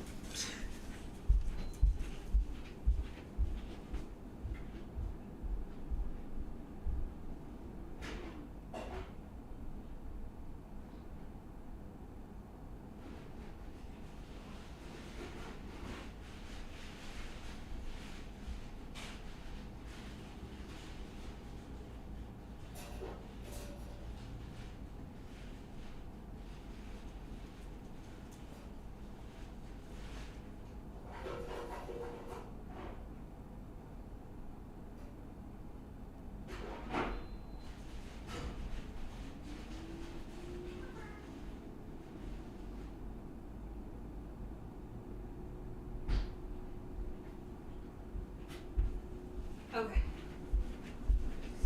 It's in! I have food coming! I feel like I'm more awake thinking about the fact I have food on the way. I think I might be just hungry. Eaten up at this point, and an unexpected ally is more than just super welcome. Loud, yeah. During our dialogue, Creep rushes forward honestly. to reach my character. He then proceeds to show me his tattoo, that my character immediately recognizes. A Morag Tong tattoo. That is an organization of assassins. Note that Morag Tong is actually a thing in Morrowind, but they have a strict code of rules, one of which is the fact that they can't just go around murdering everyone. I think you can air fry eggs technically, but I don't know how it's going to turn out. You need an official contract on your hands to show it to any existent justice systems. Then, and only then, can you kill someone without the danger of being prosecuted for your crime of killing only the person that is mentioned in your it's not that I didn't contract. sleep last night. I slept hard last night. Should have known I got like a solid 8 hours of sleep, so that's not the problem. I took one of my fucking still really don't get why anti-psych meds, my character with this information. One of my psych meds, I took it before stream and it makes me drowsy, so... House didn't have any reason to help another dark elf, which was a complete and utter psychopath. Dude, yeah, every time I'm like not feeling good, I always forget. I'm like, maybe eating will make me feel better. After my character asks who the hell this guy is and why do these mercs have a tied up assassin on their hands, he gets a full explanation. I slept good last night. Creep tries to escape one more time, kicking Nord in the stomach with his knee while saying edgy things out of character when the realization that I'm not going to help his sorry psychotic butt finally comes to his delusioned mind. Bonded or no, he tries his hardest to murder the wounded Nord as his last gift, stomping him with his boots. Turns out my Dunmer has a couple of extra ropes to spare in his backpack. A good old kick sends the edgelord on the floor. After tying him up with yet another layer of bonds, my character says that Creep is going to answer for his madness and that he will see through it personally when the mission is finished. And then Creep, spitting poison and curses, leaves once again. This time for good, as GM proceeds to permanently ban him from the server, and we played happily ever after. Bruh. The end. P.S. Swear to This God. was my first and only encounter with a true murder hobo that I never knew existed in reality. Honestly, as far as murder hobos go, he was more just cringe than anything else. It wasn't even that bad. Violence rather than reason.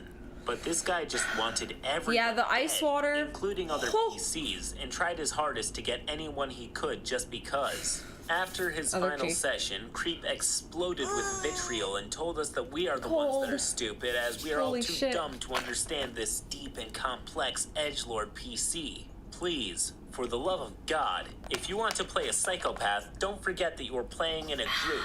This is a collective game. If no one is having fun except you, that means you are doing it wrong. End post. Sometimes the trash takes itself out. True. It's also always unsettling when I hear about a DM doing things in another person's game that they would absolutely freak out over if someone did it in theirs. Unfortunately, some people are just like that. It has been said in the past, and I will say it again, D&D and TRPGs in general are group activities, and if your character isn't willing to work with the group rather than against it, there is no reason for you to be there that an NPC building can't do better. That aside, I'm very proud to say that this story came from our very own subreddit, so a huge thank you to Dr. Arby for sharing this story. Anyways, if you enjoyed this video, please do leave a like and subscribe to the channel for more stories just like this one. Till next time.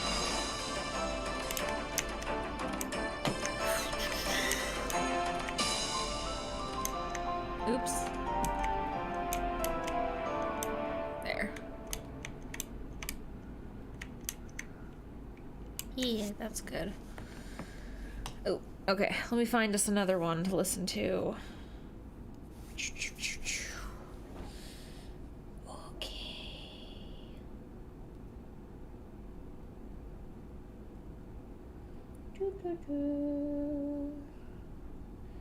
Ooh, this is a more recent one.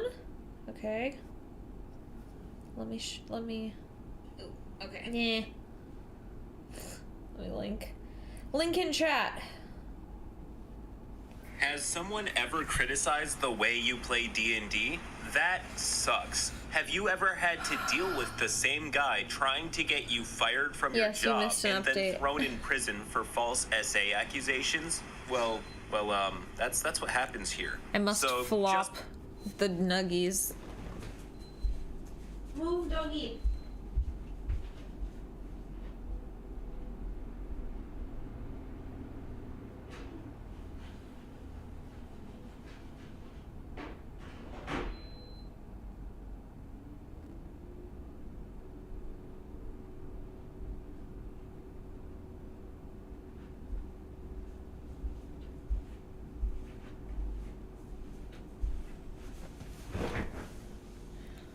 Nuggies flopped. Before we get into this, let me thank today's sponsor, Demio. Sponsor time. Crustacean Nation, it's hunting season. A grave darkness has befallen the once clawsome land of Gilmera. If I can get some editing, a lot of editing done after stream, of an intrepid band of decapods to set things right. Then have you ever wanted to scratch that tabletop gaming itch, but you do not have a game to get the Minecraft server to the point where I'm like, yeah, you guys can enter and start playing on it? I think what I'm gonna do, I need to just finish spawn. I need to get everything set up in a game pack, like a mod pack for the game, so it can be like required upon joining, so everyone's matched. I need to set up a spot on my website for the server for all the info and like the download for the mod pack and everything, so it's easy. What else? I need to finish spawn. I want to add a few little Easter eggs hidden around if I can, and yeah, that's the main things. The main reason I want to have like a mod pack required, I'll probably make it so that the resource pack isn't required, but I might require the resource pack, I'm not sure. But I'm definitely requiring the mod pack, just because I have one that like blocks out the like chat report function. So basically the server is like encrypted, so we aren't gonna get our accounts banned for saying bad things if we do. So yeah, server will be encrypted. Yeah, it's gonna be a Java server. Oh, food. Okay, hold on, let me get food.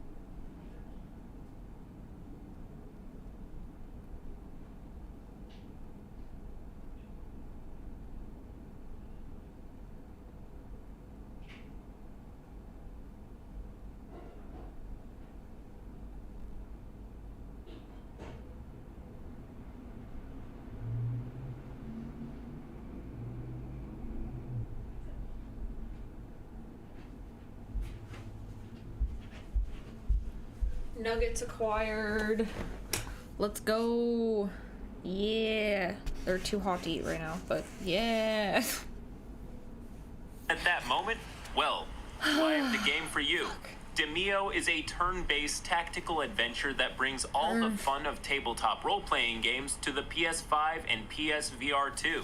I'm glad I helped bring out your inner both gay. versions of the game with a single purchase, so you can enjoy all of it while still embracing the simple joy of rubbing your sand dollars together.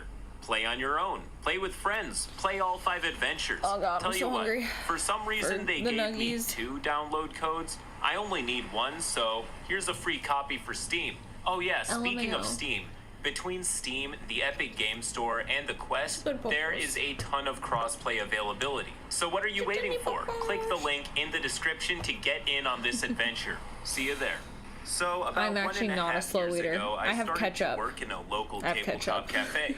For a small Being context, lazy. if you don't know what that is, it's basically just like a tabletop tavern. The only difference is that the strongest alcohol they serve is beer. I got there by mere accident when they advertised themselves with an open day, where people could try D&D, Pathfinder, Warhammer, and many more tabletop games and modules for free. I replied to their ad as a joke that, well, it's a shame that we can only apply as participants and not dungeon masters. Surprisingly enough, I got a message from the shop owner that they were in fact hiring new DMs since it turned out that the open day was a huge success and now they were short on staff. So I applied, did 2 rounds of interviews, and before I knew it, I was working there. I was so happy since I could now do my hobby as work, even if it was only part-time. It's a scam. I got to learn the ropes first, of course, how we do scheduling, what to do with problem players. I had to catch up with different tabletop games since I only knew D&D 5e and a little bit of I can fall asleep to 3.5e. horror movies, And during but my qualifying period, I mostly did one-shots or helped out other DMs as NPCs in their game. Anyway, it was a blast, and I really enjoyed every second of it. You know the saying, hindsight is 20/20? It must be gut-wrenching to think back on such a positive memory as the time somebody was plotting to ruin your life. This is the exact moment things take a turn, so here we go. Roll post. Among my colleagues, there was this one guy who always seemed to be I'm so distant. curious. Well, he only talked to those people who he had found interesting or when he was told to do so. Trans. But other than that, he usually had that blank expression without any sign of interest to his surroundings. Let's call him Mikey since that was his nickname. So I was warned by other colleagues that Mikey is a bit weird and hard to work with. He only ran campaigns on his own, never asked for any opinions or help from anyone, which is fine, I think. But it was weird, since most of us would at least tell the others what was happening in their group or campaigns. And on top of that, my first memory of the guy is that he just finished a session with a group, and when I asked him how it went, he just walked past me. No answer, not even looking at me. Just kept walking. But at the same time, I thought it was so fine. Funny, actually. You don't have to be friends or anything. But boy, not being friends was an understatement. When my qualifying period ended, I got my first group of regulars at the cafe. They were a nice bunch, pretty experienced in TTRPGs, so I haven't had to teach them or anything. It was smooth sailing. We were playing Dragon of the Icespire Peak since it was a fairly new module and those guys haven't played it. Can you imagine a better part-time job than that? Imagine making a small stack of cash to host a game with good players once or twice a week. Don't get me wrong, I know more than most the dangers of turning your hobby into your profession, but your hobby will only be ruined as much as you financially rely on it. If being a dungeon master makes a good amount of money to help you buy nice things for yourself and others, or even save some extra cash at the end of the month, that's a good, low-pressure environment that allows room to quit if you don't enjoy it. If you make it a full-time job where you spend half your time booking clients and managing games through good times and bad, you will obviously not have the same enjoyment or experience. I literally know nothing about it. The very best case scenario I'm curious, actually. It's a job that you like. Worst case scenario, you get Speaking of that, though, Splash Mountain is gone, and I am sad. Paycheck, so you have to keep trudging on. Unfortunately, OP has much bigger. They better keep the same like essential ride. Around the corner, because I read the module beforehand, and I found it that was one of my favorites. Gray and boring from time to time, so I spiced it up a little. My group was in Phandalin, where I changed the tavern owner to a goose Kenku who really loved art and wore a top hat. It seemed like the group was pretty fond of this character, but Mikey was not convinced. He came up to us when we were playing and cut me off in the middle of speaking with the following line. I'm pretty sure that the tavern owner I've only heard the one part of the song. I don't think I've ever heard the full song. And then he left before I could answer anything. And these were the first words he ever said to me. Me and the group I don't even know if I think there was. Of course, I asked the group beforehand more to the song. Up a little, and after the interruption, I asked them again if they're still cool with the ideas. But both of the times they said yes. That gave me enough confidence to go on, but this thing still bugged me. Alas, I shrugged it off, it's not for you, puppy. Thinking that he was just having a bad day and this was the end of it. It was not.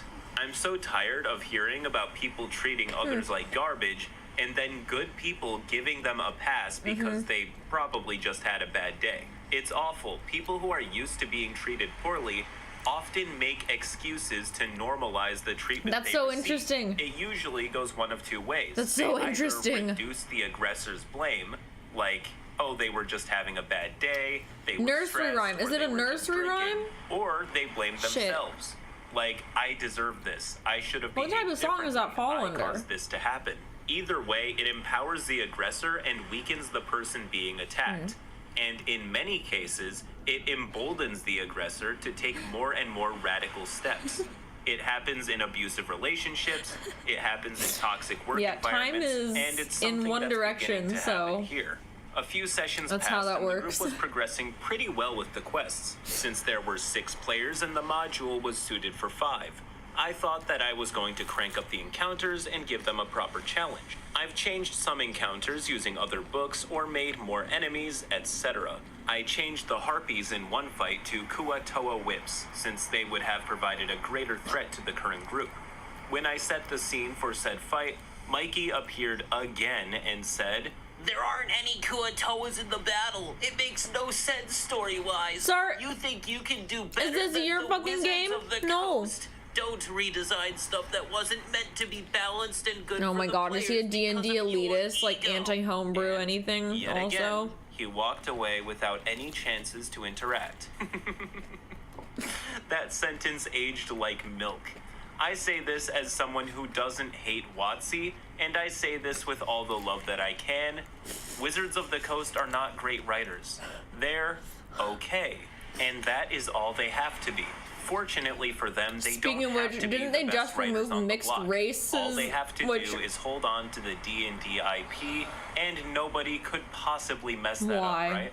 I'll see myself out. I've talked to my players about it, and the general questions of my players were not about the game itself, but more like, what was Mikey's problem? And to that, I did not have an answer. I talked to my boss about this issue. True, and but he I don't have a only said, DeLorean. Yeah, Mikey's a weird one, but give him some time. You see, he's really passionate about TTRPGs and knows a lot of rulings and modules by heart, and he's a really good DM. I couldn't argue with him on that. Whenever I saw him in a campaign, he was always 100% prepared. Someone really link him the rare video. among the DMs, even for those who do Or, this for money. I guess if you're His group curious of always more had a blast info, while just go playing. to my He used profile his and watch voice the and pinned gestures video. great, too. It Or was his whatever. personality that I was concerned about. Anyway, WotC? my boss made some adjustments in the work schedule so I wouldn't Yeah, meet with Mikey Wizards of the much. Coast. That would not stop him from harassing me from time to time, but it became rare, so I dealt with it. Some time passed. In the meantime, I got really bored with running just module games. Oh, and I know. wanted to try something new. I know. Although I something more think, creative. well, depending on So where when I got a group where of in Africa complete you're rookies, from, I thought that it I was think worth just a being shot gay in running a general whole would new world get with ya. them. I told them things about the world, how it was built up, and told them that we could do even more world building together. It's to kind make the of game more weird. personalized for them. They were really hooked on the idea, so I rolled with it. But I didn't consider one thing. It's kind of weird The that they wrath felt the of need to Mikey. change, When like he get rid of whiffed out mixed that I was race. Like, running has a anyone home ever setting, complained about he that? took every opportunity to make it clear Ever? that he did not like what I was doing. And by that, Has anyone I ever mean that he complained went about that? all out. He told me that the quest made I no don't- sense and led nowhere.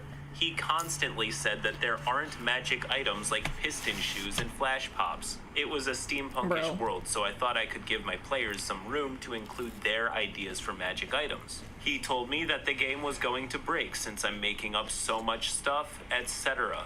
And it got even worse. It's not since the your work game, you're not scheduling was DMing, go adjusted away. yet again, but not in my favor. I just gotta say how incredibly incorrect Mikey is here. Anybody could tell you that one of the main ingredients of tabletop role-playing games is customization. Mm-hmm. Everything from the world all the way down to your characters, and Mm-hmm. even their most minute thoughts or actions can be fully articulated. Pop so off, frick following crab. that thought to its logical conclusion, customizing the rules to fit that purpose makes complete sense. I tried talking to him about what his problem was, but it was futile. He either completely ignored me, or if he would answer, Mm-hmm. Yeah, they're he would say removing all something the like, half I don't like the way you're DMing. You don't follow the races. settings correctly. Your storytelling is inconsistent, and the Like, paying I don't- customers get nothing for their money. It goes without saying that I never got a concrete or useful response from Yeah, him. I The story is have about chosen get to a lot ignore them. darker, so before we get there, 'Cause I'm it's going stupid. to try and give some decent D&D advice, as people are about to start makes it so losing much their more patience for interesting. Mikey.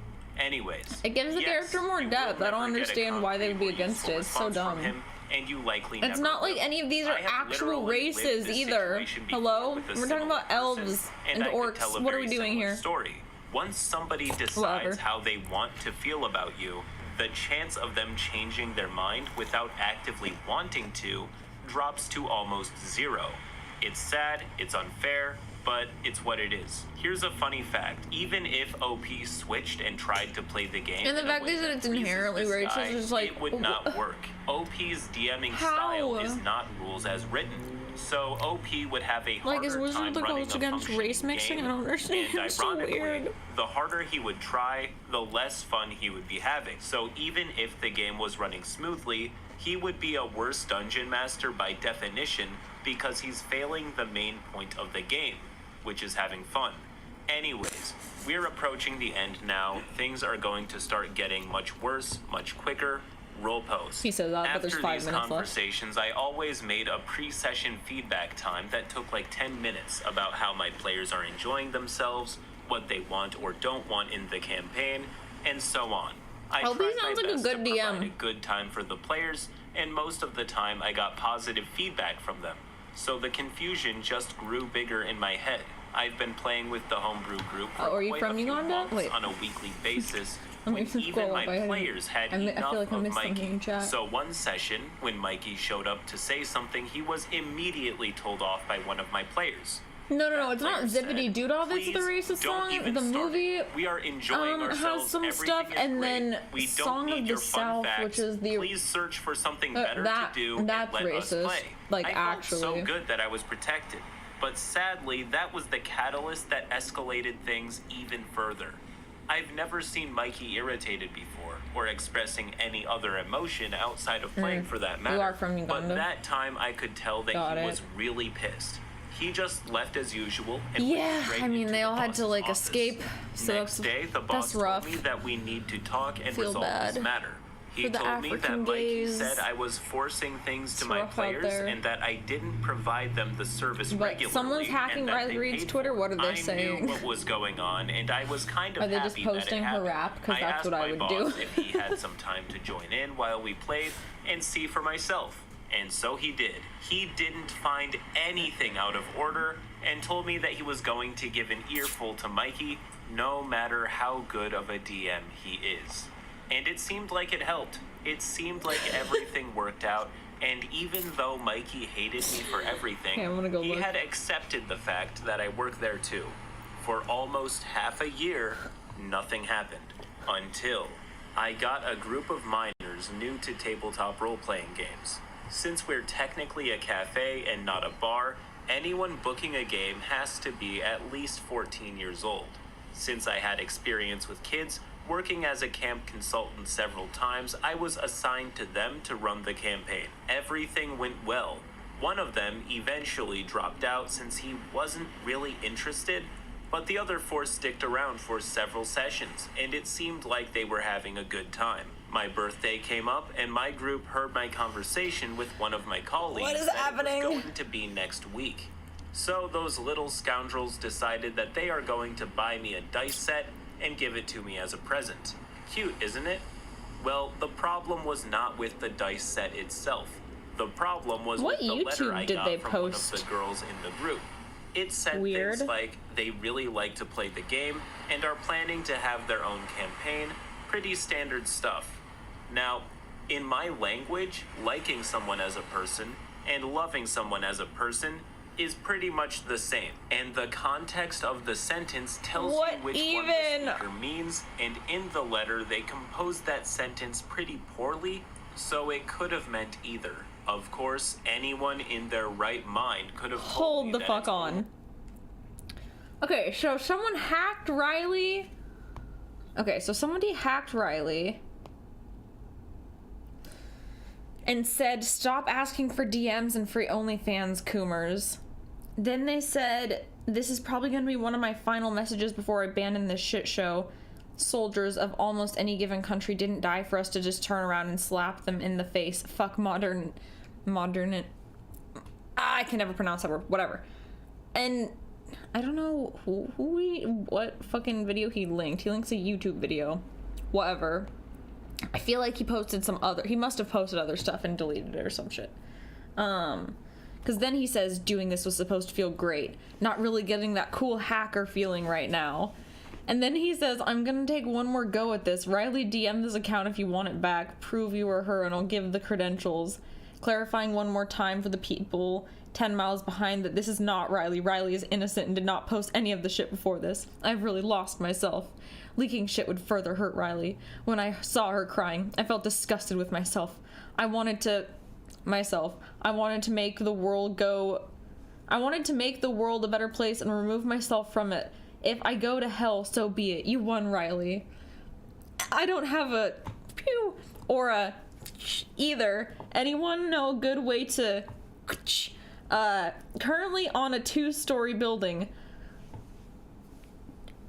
jumping out a window in Minecraft is an option, but I need a way to push myself out.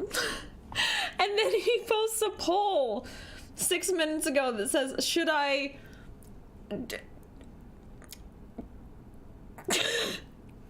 should I... and post pictures. What is going on? This man is having a mental breakdown on Riley's Twitter. Bro, seek help. What is going on?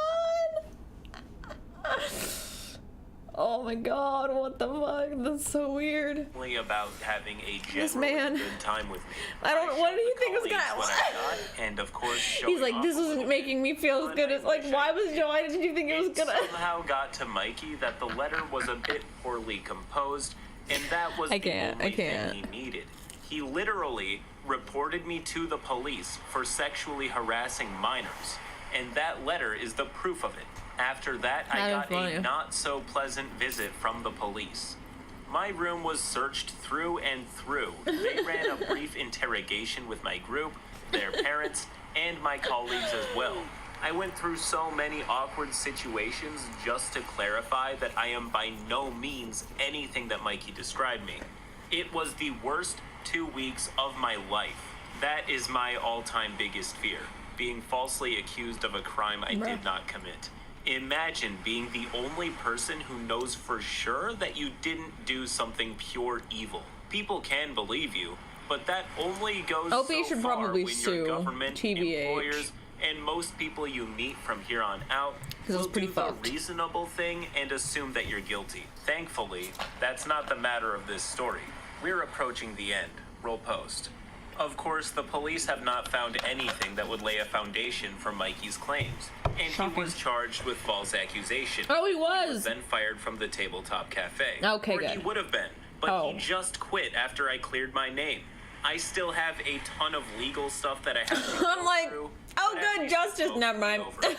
The parents of the group were pretty supportive after the suspicion was cleared, but it's no surprise that the campaign will never continue. What does he mean after I saw her crying? Did she like go live somewhere else and start crying that her Twitter got hacked? Because that's joy that I had at the beginning. almost equally cringe. It's going to change with time.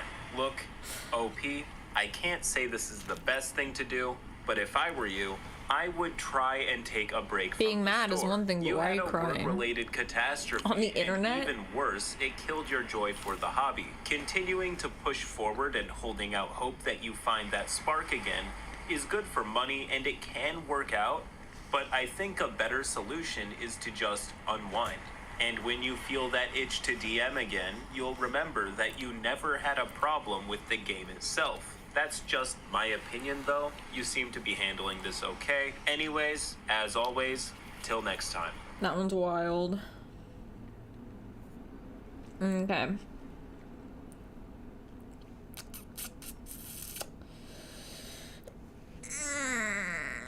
Let's see. Let's do another one. Thanks, Ghoulcraft, for keeping us entertained. Just my opinion. Yeah. Yeah, okay, link. If I can. Oh my god, paste. There we go. I am feeling better after eating, I think. Have you ever I do have to say, experienced a GM once that I get feels more the of the food in, compulsive then I'll need go back force to their actually cool playing, but, Mary like- Sue character into the spotlight at everyone else's expense? This is the funniest story about the worst DM we've seen in a while, all the way up until the twist ending. The payoff is huge, I promise. But first, thank you to Irish people for sponsoring this video. Have you ever wanted to run your D&D game in a mythical, Celtic-inspired setting? Sorry, Irish I know people? what you're thinking.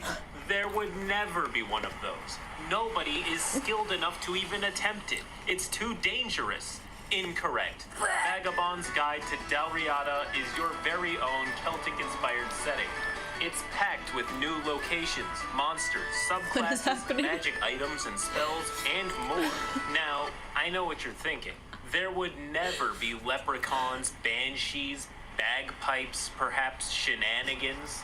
Ooh, well, prepare to What spit do your you mean, cereal thanks out to for the Irish second people? time, because we have all of that and whiskey. Did I mention that every backer gets a free copy of the Battle of Karagarth, an adventure that pits players against the Morrigan and the might of her undead army?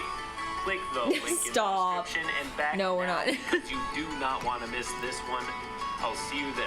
Anyway, roll post. This happened a while ago during an online game of 5e. The DM seemed nice and the party got along well. Let me full screen After the a session 0, we began the campaign as caravan guards. One of the caravan guards was a black dragonborn NPC named Resnir, the star of this tale and the campaign, as we later would find out. Resnir was a couple of levels above the rest of the party, who were only level 1, but we didn't mind as level 1 PCs are very squishy, and it wasn't unreasonable that there were stronger adventurers than us in the world. Oh, how wrong they were. The caravan gets attacked by orcs, and the DM goes into great detail describing how Resnir solos the orc chieftain and about 15 other orcs, and randomly swears that he'll defeat his father after he beheads the orc chieftain. She has the blinking Following down pat. The session, we're all talking about the session, and the DM asks us what we all thought of Resnir. We only just met the character, so our answers were pretty lukewarm. But looking back, the DM had clearly put a lot of weight onto the question.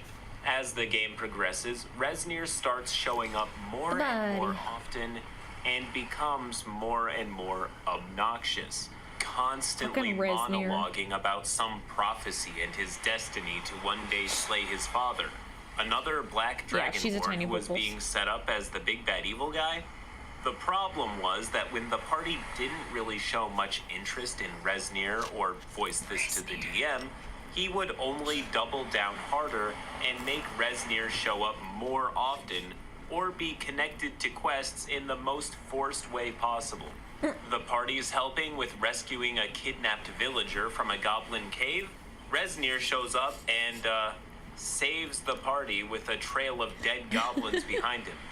The party's investigating. She always dodges me when I pet her. Resnir is too, and it's somehow related to his whole crusade against his father. What the DM is doing is funneling the party into a story-involved NPC. This is a normal occurrence in all kinds of quests, but here's how to do it properly. There is only one question to ask yourself when making a plot point revolve around an NPC, and that is, why and where do the players matter here? Because if the players don't matter, then why are you playing at all? The DMPC needs... That reminds me of like the biggest plot hole of like Indiana Jones. Everything that happens in Indiana Jones still would have happened even if he wasn't there. Like... But I mean... whatever. To have some deficiency that still makes a good them movie, and I unwilling love it. or unable to see the quest through. Plus, I guess the ending, he wouldn't end up with the artifact, and it wouldn't end up in a museum. Play the DMPC game with the yes, but the bad guy still wouldn't have won because all of those things like self-destruct at the end. So it's like you're fucked anyway. Stay with the party for short periods of time. Or true, she does want you can nuggets, make them purely a support character, useless in combat. You can make the DMPC a MacGuffin. The reason everybody hates on DMPCs is because oftentimes DMs have no clue how to balance controlling the entire planet with control of a regular character.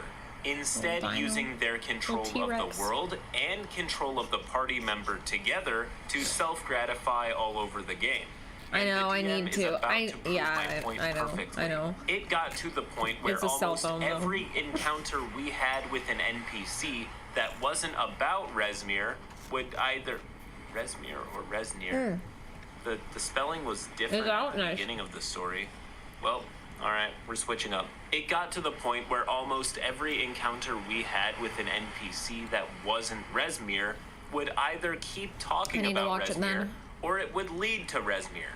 At one point, in desperation for something, or it would lead to anything other than Resnir, the party started galloping away from him on horseback during one of his monologues about honor and duty, etc. And the DM describes Resnir continuing his monologue as he keeps up with the party while on foot and we were on horseback.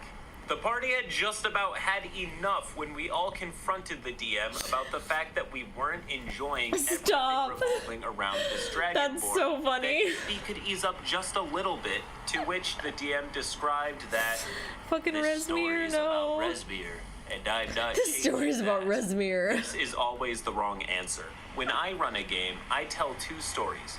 The story of the mission and the story of the player characters. Putting that much of the story's weight on an outside factor like a forgettable Mary Sue I wonder if it's in is poison for any your theaters D&D nearby. game. So, Whenever something is happening in game, I don't know. you should ask You probably yourself, don't need to know how anything does about this D&D to advance watch the mission, movie. or how does this advance the character's development? The party's in a fight, mission. The party's role-playing a night around the campfire, character development. The party is listening to an NPC that they don't care about monologue about his daddy issues in between watching him handle everything himself. There isn't anything for the players to care about or matter in, making the D&D game little more than a live reading of the DM's self-insert fanfic. But let's see how this pans out. 2 players immediately left the group and did not return, and the rest of us stayed. I'm just still imagining them running away. Desperation for a game or morbid curiosity. The remainder The DM's of us just had chasing them. enough, however, and conspired to get our revenge on the DM's Like, no, guys, we haven't finished. who had become the object of all of our frustrations.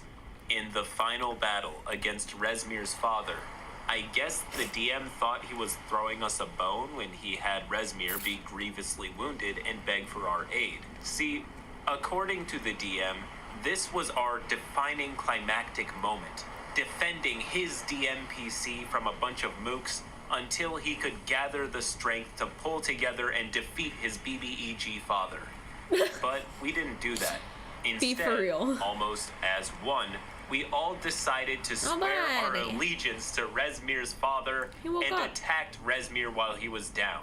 We were a pretty high level at that point and dealt at least 200 damage to the Black Dragonborn in one round. Most people from the US, but there's definitely people that are not. Tried to retcon our actions or hand wave them away.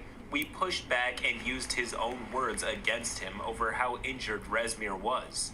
Finally, after a long moment of silence, when the DM realizes his precious DMPC is fucked, he utters the words I will never forget.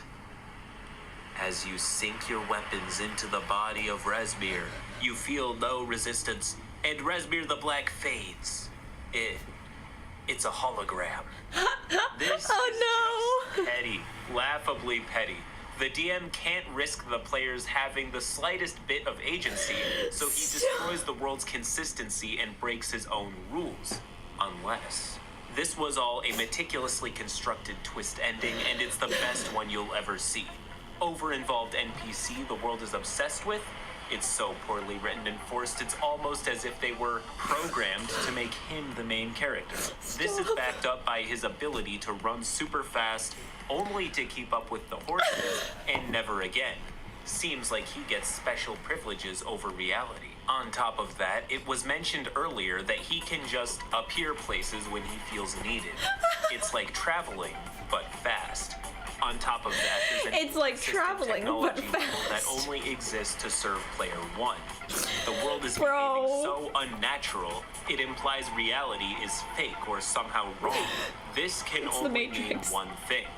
The party are NPCs inside a video game world, and they are rebelling against the player. Who will win, animator or animation? Whoever is playing as Resmir clearly has modding capability and console commands. So are they Kirito? What's happening? Source code and disable his ability to play his character. I had my doubts about the DM, but this was very, very well done. I left the group, and so did the others, from what I hear. Oh, damn it, they quit the game.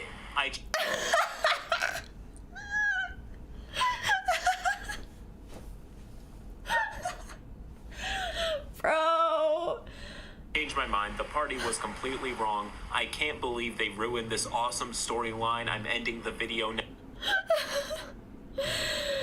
Oh, fuck. Oh my god. fuck. I wasn't ready. God, that was a good plot twist at the end there. Oh, fuck. Okay. Let me find another video and then we'll switch to Minecraft. God fucking damn it. That's so funny. Oh my god. Alright.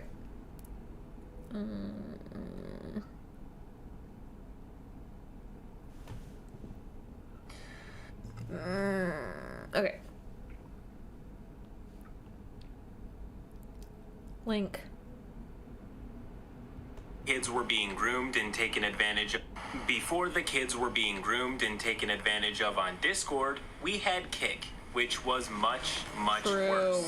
Kick was a place where people could join fun group chats and be on the receiving end of all manner of unsolicited nudes, creepy adults, and the worst of humanity. Dude, so true. This is the story about how a Kick roleplay group ended in an actual home invasion. Fair warning, this is the darkest story I think we've ever covered. Pedophilic grooming, suicidality, and sexual malevolence are all big themes. That said, this is gonna be a rough What happened? Roll post. This story But also, hails yeah, all not the way a back single from good thing 2016. happened on Kick. I am a female and I was 16 at the time this took place, and I was going through some tough spots IRL, and as a result was diving into the virtual community to escape from reality. More specifically, I was using Kick. While I was doing this, I met a friend online. For the sake of simplicity, I will just refer to them as friend. So, after chatting with friend for a few months, friend asks me if I've ever roleplayed before. At this point in my life, I had not. I mean, I have played JRPGs, but that is kind of different. Friend explained the concept to me, and I felt like I wanted to try it. And so, friend gave me an invite to a group that they've been a part of for 3 years at that point. They explained the plot as being essentially a communal residence roleplay, where all of our characters were essentially roommates in a giant mansion. So I joined the room, and immediately, as soon as I join, someone we will call Kat immediately says, "Ew, a whore, go fucking hang yourself," as soon as I enter. And then one of her two friends we will call Ice also chimes in saying, "Yeah, go put a gun in your mouth and do us all a favor." Jeez! Naturally, I was a bit concerned, but friend just says, "Oh, just ignore them. They say that to everyone." It's like they say that to everyone. And so maybe I did just that and ignored them. Or at least I was trying to. Because every time I said anything in the chat, one of the three of them, Kat, Ice, and the last one will be called Ted, would post some sort of comment telling me that I'm a whore and that I'm unwanted and that everyone hates me.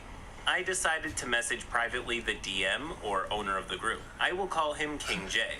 So I messaged King J and told him that I was feeling uncomfortable with everything that Kat, Ice, and Ten were saying. However, he basically just waved it off, saying, "Oh, just ignore them. They don't really mean it. And besides, they have been here since I made the group, so I can't remove them. Besides, if you ignore them, they'll get bored and stop eventually." I was a little annoyed, so I would just go back to the roleplay and try to continue on. Yet they just would not stop. Now, when I say I was going through a rough patch IRL, I'm referring to having had a traumatic event happen to me that honestly I'm not over yet to this day. Although it happened 3 years ago, I still was suffering from some psychological damage it did. IRL classmates of mine noticed some of these issues and began to bully me relentlessly. Just don't hang out with them. They would call me things like whore, slut, and would tell me to commit suicide. So the fact that now I was getting this kind of treatment online as well as in real life was not good for me. Me being mentally unstable after a month of getting this on both ends, I actually tried to end it all, but obviously I was unsuccessful. While I was in recovery, friend was all concerned because I disappeared for a few days. Stop talking when I to told them those what people. I tried to do, they were upset, and they took it to King J. King J initially accused my friend of making up the story about how I was feeling and accused friend of using my account as an alt to fabricate a story. So, as proof, King J asked me to prove that I was a real person. And, well, to be honest, the means of how he wanted this proved was not very comfortable at all. To be honest, I should have refused, but like I said, I was messed up from some past events and I went through with it just to stop his pestering. I guess you can somewhat guess what he wanted, but I'll probably go more in depth about it on a separate post that focuses more on that aspect of this RP group. So after I had verified with King J, he realized just how toxic Cat, Ice, and Ten were. So immediately he removed and banned Cat and only Cat because she was the one who stirred up this toxic behavior in the other two. Which, to my surprise, was actually true, as Ice and Ten became almost like different people entirely. Then, for about 3 months, things were relatively more peaceful. I say relatively because although now you were not being harassed and bullied daily, there was other stuff, like I said earlier. And Ten behaved herself so much that eventually she was even considered trusted enough by King J where he made her an admin. During this time on Kick, there was no difference between an admin and a moderator. In fact, the moderator role didn't exist, so any admin had the power to do anything in the group. It sounds so Continuing, fucking so it seemed that Kat did not think she'd caused enough drama for the group. She begged King J to unban her, saying she changed and that she's better now. And King J, being incredibly dumb, unbanned her. And so she rejoined the group, and immediately her first words were, and I'm only putting this as a quote of the user, "What's up, you effing N-words? I'm back, bitches." Now, just to give context, the admin King J is black, so you would expect him to get angry and remove her again. But no, he let it slide. However, my friend got pissed jokes on you, I'm into my that friend shit. was also African American, and he did not approve of a 13-year-old white girl. She confirmed it multiple times, using racial slurs like that. And an argument broke out. And because of this argument, King J banned Friend from the group. That's right. He banned Friend, not Cat. And he said, Friend was on thin ice because they started arguments with Cat before. And I told them if it happened again, I would ban them. To be honest, this made no sense because honestly, he was justified in his anger towards Cat. Later, I would learn that originally the threat to ban them was given to both Friend and Cat, but the only reason why Cat was not banned at that moment was because she was just unbanned and King J didn't want to reban her again, especially since she was, quote, a core founding member of the group, and Friend was not. Also, again, anyways, Kat's return didn't last long, because at some point, Ten was dumb enough to give Kat admin privileges just because Kat asked if she could change the group's photo of the campaign. As soon as she got those permissions, she removed all the other admins from the group, including King J, who owned it, and she started banning everyone in the group. That's pretty funny. Goodbye, bitches, as she began removing everyone bitches. First. Since okay, she's just there to like cause as much drama as humanly possible. King J was forced to make a new, separate group and re-invited everyone. He even invited Kat just so he could immediately ban her. So far, this is actually above average Kick behavior. Not the best, but at least this is above average Kick behavior. Who are her own age for the most part. Oh, were they all the same age? Okay, that makes it a lot better. I was like, hold up, why are there children? Order show, and that is about to begin. Roll post. Even though this is where I will end this terrible tale off, for the record, this was in no way the end of Kat. She would, over the next few years, get on Kick and get re-added by King J because she would claim that she's changed. Then she would get rebanned again when it was clear that she didn't. Thankfully, King J was not so reluctant to ban her again after the takeover she pulled off. Also, Ten did not get restored to her mod perms until after Kick modified the role and made it so that only the owner could remove mods. This story partially overlaps with the other one, as I don't remember if I said it or not, but in this house RP there was actually quite a lot of erotic role-playing. And like what was mentioned in the last post, I was 16, Kat, the one who bullied me, was 13, and there were other much younger individuals on this group. The youngest being 10 years of age. And, of course, with one half of the group being super young, you can probably guess the other half of the demographic. If you guessed really old, then you are 100% correct. The oldest user in this group was 75 years old. So basically, this group was full of older pedophiles teaching younger, underage kids how to ERP and how to best describe the sexual acts their characters would be performing. Not only that, but sometimes they would roleplay some pretty dark and heavy stuff, including but Also not limited to scat, physical abuse, rape, bled she wept, basically cutting and beating your partner till they bleed and cry from pain, cock and ball torture, bestiality, and other things of similar scope. Thankfully, even though some of them tried to roleplay some of and that are they in jail me, now? most of them were 30 or over, I was too uncomfortable with it due to my IRL incident that happened, which thankfully they didn't push. You don't need that as a reason. Find someone else who was willing to do it with them. But to make matters worse, the moderators of this group were pretty bad too. Like when I mentioned in my last story, King J, the owner of the group's verification. What he wanted as proof I was real was a picture of my genitals with a handwritten sign next to them in the picture with my username. And apparently this was common with female users, but male users would be asked for random objects like a brush or a basketball hoop. They claimed this was to make sure people were what they claimed to be, but it's very obvious now that they were using it just to get nudes from a bunch of girls. Most of them were underage. So yes, girls was the environment emphasized. A horrible environment where grooming was running rampant like a festering infection that was treated with feces to try and fix it. It was very bad. Now to actually get to the problem player, we'll call him Creep, 52 years old for simplicity's sake. So when I was added to this cesspool of a roleplay campaign, Creep was inactive at the time.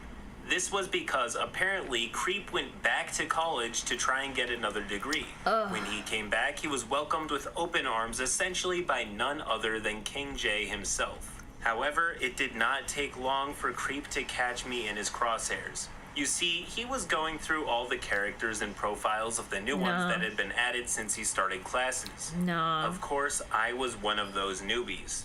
Of course, at first, what attracted him to me is the fact that my profile listed that I live in Japan, and he was a huge He started his DMs to me, which he'd never asked me to send me one, which was technically against the rules of the group by asking if I really was from Japan. I said I was, but didn't give an exact location for obvious reasons. At first, it wasn't too bad as he was just asking me questions. Most I wasn't really able to answer because they would require me to have been to Tokyo, and at that point of time I would not have visited. But despite me informing him that I have never been to Tokyo, just only knows about he Tokyo. kept asking me questions about it. Shortly, Creep's questions became weird and personal. Like, they already were? Consent really 13? Are you a virgin? No. Do you touch yourself? And have you seen a man's dick before? It got uncomfortable for me really quick, and I just start shutting down his advances. But this would not stop Blocking's him. an option. I brought this up with King J, saying how Creep DM'd me without my permission and was asking me creepy and personal stuff. King J, however, just said, "Don't worry about it. You can trust him. He's been a part of the group since the very beginning, a founder of the roleplay. Y'all are all pedos. If you What is him, that? He'll just eventually they're get vouching bored." for each other now. Shortly after this, they're in on this the shit whole together. takeover with Kat happened, and we moved to a new room. In this new room, there were some different moderators, and Creep was one of them. Soon he would begin DMing me daily, asking me more weird stuff like, "Have you ever given a blowjob before?" Or, "How deep is your pussy?" And more creepy stuff. So I outright blocked him. Apparently, Creep got butthurt about that and told King J. So King J came into our DMs and then asked me to unblock Creep. Block them I both. told King J that I did not feel comfortable with Creep's advances to me in DMs, which were all unwanted. King J just brushed it off, though, saying, "That's nothing to worry about, he doesn't mean it," and went on to say how I needed to unblock Creep just in case he needs to discuss some moderation business. I didn't take it, and I tried to leave the group. And I say try, because on Kick you can add people to a group without their permission as long as you know their username. So I left, and King J re-added me. Then I left again, and he added me again. This cycle went on and on for a long while until I eventually gave up. take a goddamn chill pill, King J told me once I actually stayed You're the around stalker, what the hell? He would then go on to say how he's the owner of the channel and what he says goes. And he says that he needs me to have access to all the moderators, including Creep. At that point, I unblocked Creep just because they would not let it go until I did. So I tried reblocking him again later, but King J was informed of that swiftly, and I had to unblock him again. From that moment on, I tried to ignore Creep, and his DMs kept getting creepier when he started saying things like, "You get me so horny," and "I want to fuck you so badly," and even got to the point where he began sending me unsolicited dick pics. Why? Every day before, during, and after his love session with his own hand. Again, I brought it up to King J, who, again, just brushed it off, saying, "You can trust him. He doesn't really mean all that. After all, he has been here since the beginning. I can't remove someone as reliable as him just over rumors." So I took screenshots of the DMs between us, and I sent them to him. King J then just said, "Well, obviously you wanted it, that's why you encourage it." And even though I would protest, saying I never wanted to DM him in the first place, block all of them. Of course, it fell on deaf ears. A week later, I remember there was one weird day where Creep didn't message me at all. There was one weird day where he didn't message. It was also just as quiet. It was kind of peaceful, but I should have known there was something a bit off because of that. Later that day, I heard a knock at the door, and I went and answered. The figure standing there was a tall, stringy man with very grayed hair and some scruff on him like he had not shaven in days. His eyes were somewhat sunken in and his fingers were scrawny and yellowed, like some sort of ghoul that crawled out of the shadows. I was shocked, and the individual spoke up saying, "Hey, it's me, Creep. I decided to come pay you a visit so we can finally be together." No! Mind you, I never gave out my address on the app or internet in general. The most I gave up location-wise was my country of Japan. So he must have accessed my IP somehow through the app. I don't know how he did it, to be honest. As soon as Creep had introduced himself, I immediately screamed and slammed the door, locking it, and Creep began pounding on the door, jiggling the handle, and then throwing himself into the door, trying to open it. Thankfully, at the time, I lived across from a police officer. He happened to be off duty and working on chores at his house. I guess he saw Creep trying to break in and knew that I was home alone at the time. So he immediately ran over and tackled Creep to the ground. And my neighbor managed Thank God you have a cop next door. In those moments, I was terrified, and I was having some flashbacks to the incident I had years ago and the trauma it gave me. But unlike that incident, I was relatively unharmed this time, more terrified than anything. Eventually, the police questioned me if I knew him, and I said he was sending weird messages online, and my DM screenshots were printed off and collected as evidence against Creep. The fact that he was slamming his body against the door is such a red flag. I mean, all of it is, but that especially. Guilty until proven innocent. So if he did go to trial, he would most likely have gone to prison. I didn't really keep much track of what happened after that initial incident, as I kind of just wanted to forget about it, but also I don't know how a foreigner committing a crime would be handled. He most likely did go to jail. Whatever happened, I never heard from Creep again, and I told King J about what happened. You still get arrested if you're a foreigner committing a crime in another country. Saying, "What? That's obviously made up. Creep has been here since I made the group, and I know he would never do anything like that. Please don't waste my time with false stories like that." I was annoyed, but whatever. The ordeal was over with. Eventually, Creep's account was removed from the group due to inactivity, as he was gone for 6 months after that point and never said anything to King J, as you may guess why. So King J removed him from the room and made his new girlfriend the replacement moderator. Although, to be honest, King J pretty much had a different girlfriend every week, so that did not last long. But considering the environment that developed, one of brazen child grooming and pedophilic sexting, it is not surprising this sort of thing sprouted up. In fact, it's even weirder that it wasn't happening more. However, I did remain in this group for a long while after that. To be honest, I don't know why I didn't leave right away. My only guess is that I was still messed up from my incident, and the people in this group chat had a way of twisting your perception to make you think they were your friends who cared for you. To be completely honest, I myself tried Kickback in its heyday, and I completely believe this story. I don't know a single person who used Kick and did not leave with the impression that it's a nightmare app for serving children to pedos on a silver platter. Like, I just wanted to make some friends and hang out, and I had to deal with No Life McRape face every single time I joined a group. Not No Life McRape face. I have a couple more horror stories. No Life McRape face. Till next time. Oh my god.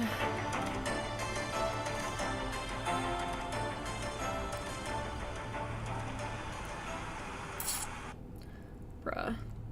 Alright. That's, yeah.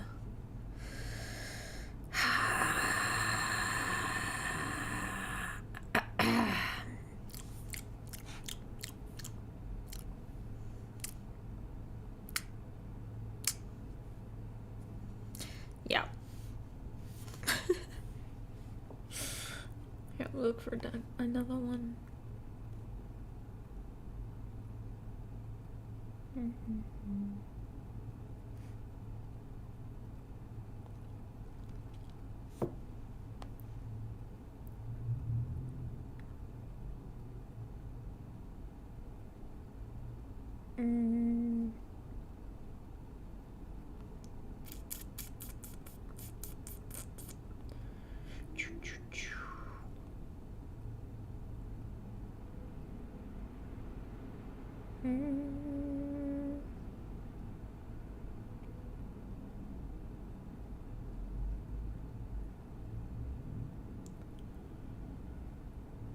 If I can find one.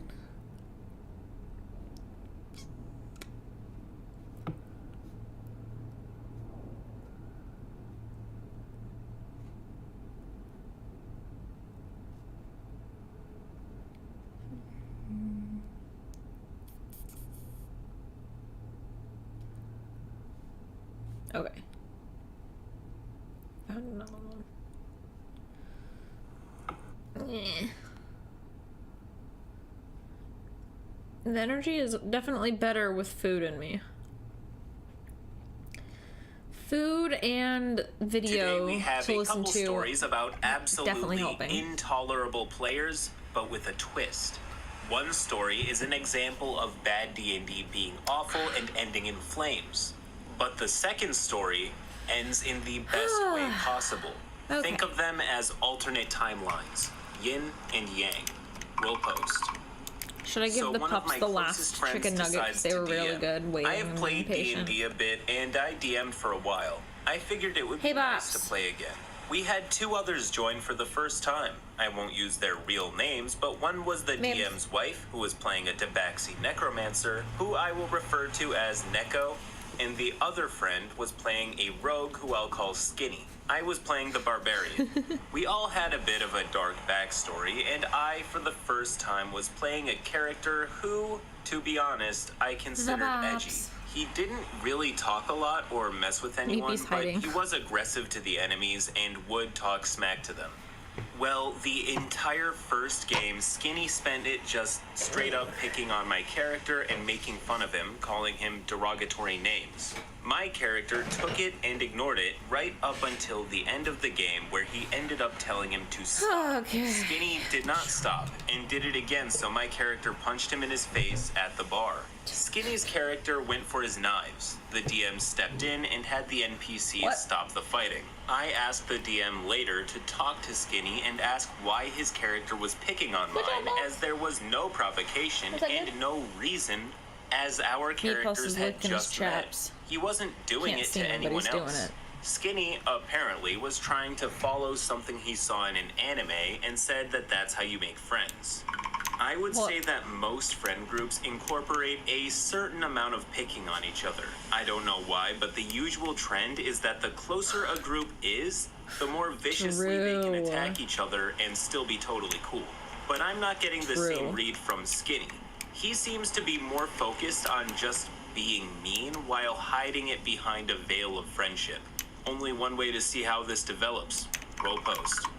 Next game, Skinny wasn't there, so we had two other people. One of them was playing a cowardly Goliath blood hunter who was straight up overpowered, who we will call Dragon. The other was a changeling rogue that we can call Frog. Also note, no one saw Frog roll his stats, but they were all above 15 with 3 18s. Now, Frog had stated to me before the game started that he was going to, at some point, have his character rape mine, which I told him the DM would not let happen. I was not very happy with that at all, and informed the DM, who assured me that this again would.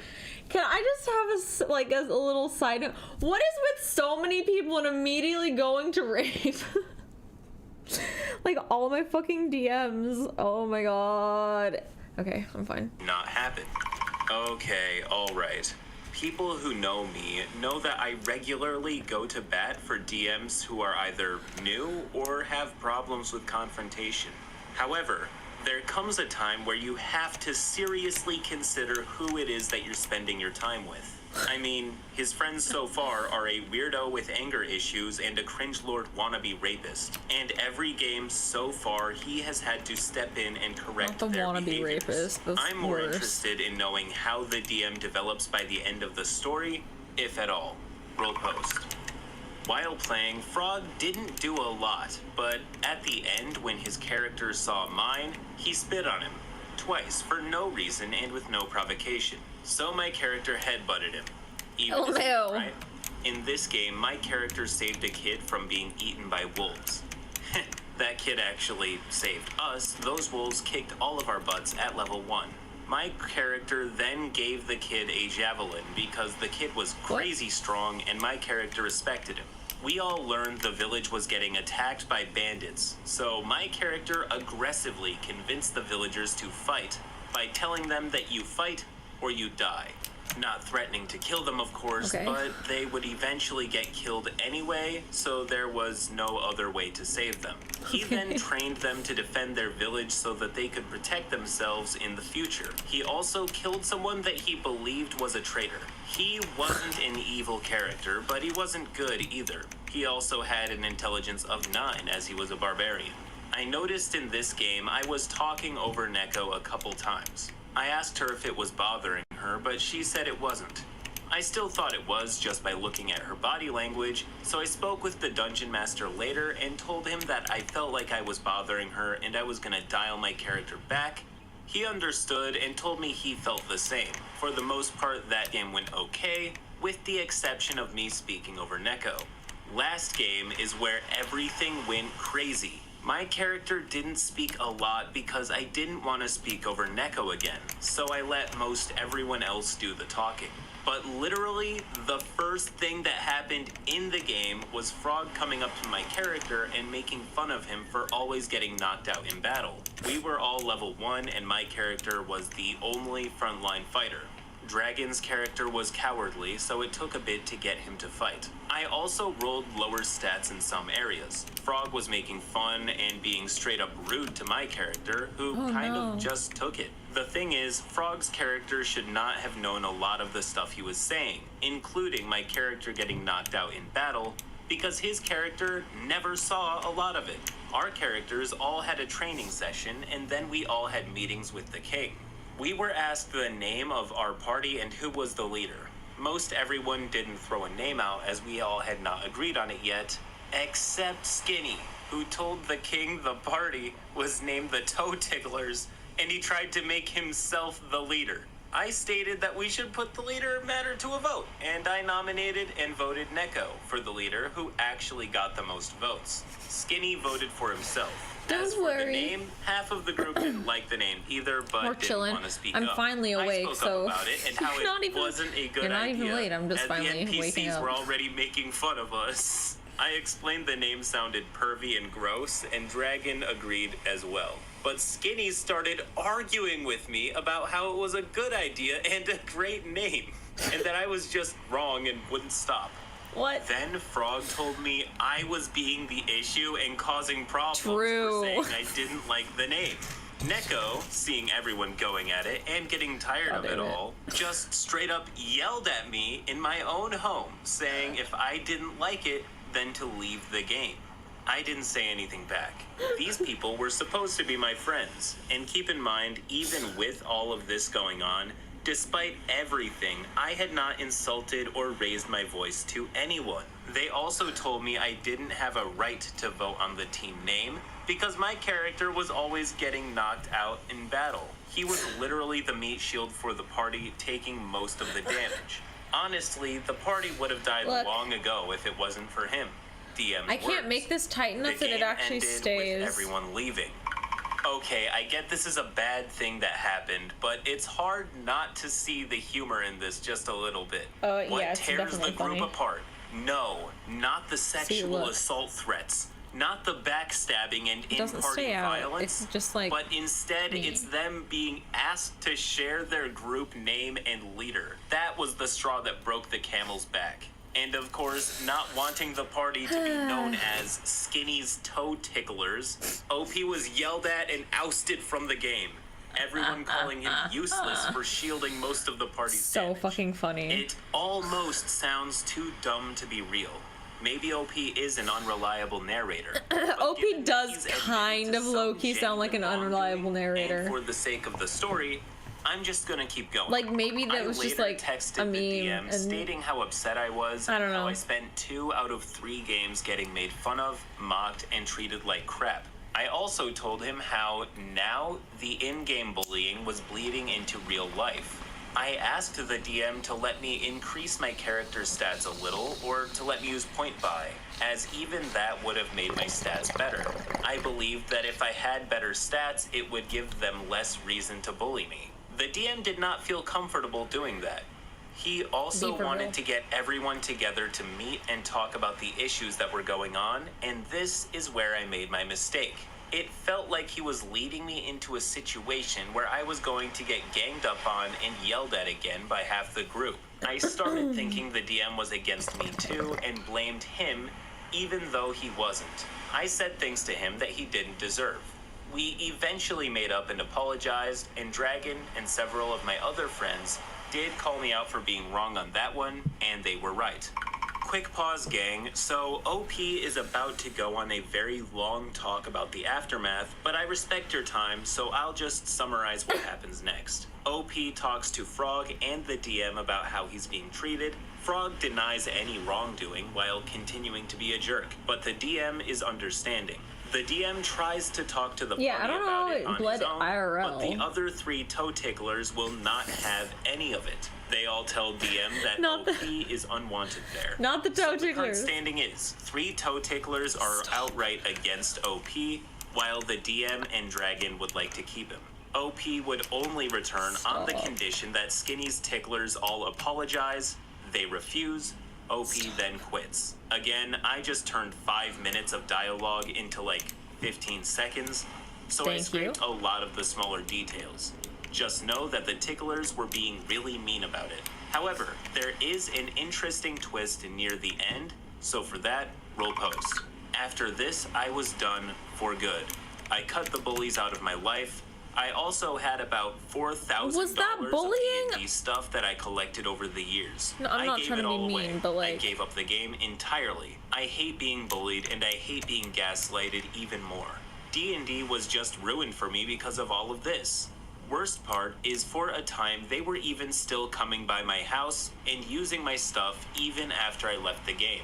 I allowed it because I was trying not to be a jerk and ruining it for them, and also because I was friends with the DM, but eventually, I did ask them to stop. Even now, they're all still playing the game. I'm not friends with the bullies anymore, but I still am friends with the DM and Dragon.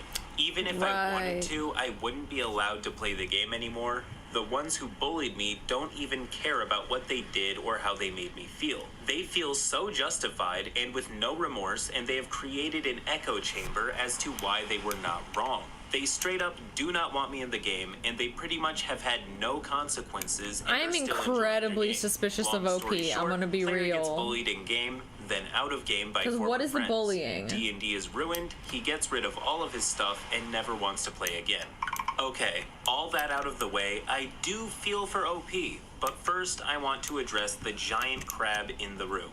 $4,000 of D&D stuff collected over the years, just gone overnight? I don't even know how you can get 4K worth of D&D stuff without it consuming your entire basement and life. Not saying it's wrong, just wow. Plus, he collected this over years of playing, all for it to go down the drain over the span of 3 sessions? Yeah, as for me, I've been DMing for years now, and I only have the player's handbook and a bag of dice. So it's like, I don't know, $50 total. I'm not saying he's lying, but this reads as either a serious mental breakdown or an exaggeration of the truth. Yeah. I consider both options equally likely. He did get shunted by a lot of his close friends, which will poison the D&D well for anyone. But this is also the internet. We don't read these stories as gospel or definite truth, but as entertaining scenarios that very well may have happened. Some of them more believable than others. Again, this is only a surprise to me because of how budget my games are. I'm not ripping on anyone for having a really cool, expensive setup. I'm just broke and jealous. Let's finish this off with a more positive story. It's been a while. We'll post. I love sharing my TTRPG stories, and one thing I get told all the time is that I have too much patience for bad players that should be kicked out. Or why didn't I just give up on the bad player? Well, here's the reason why.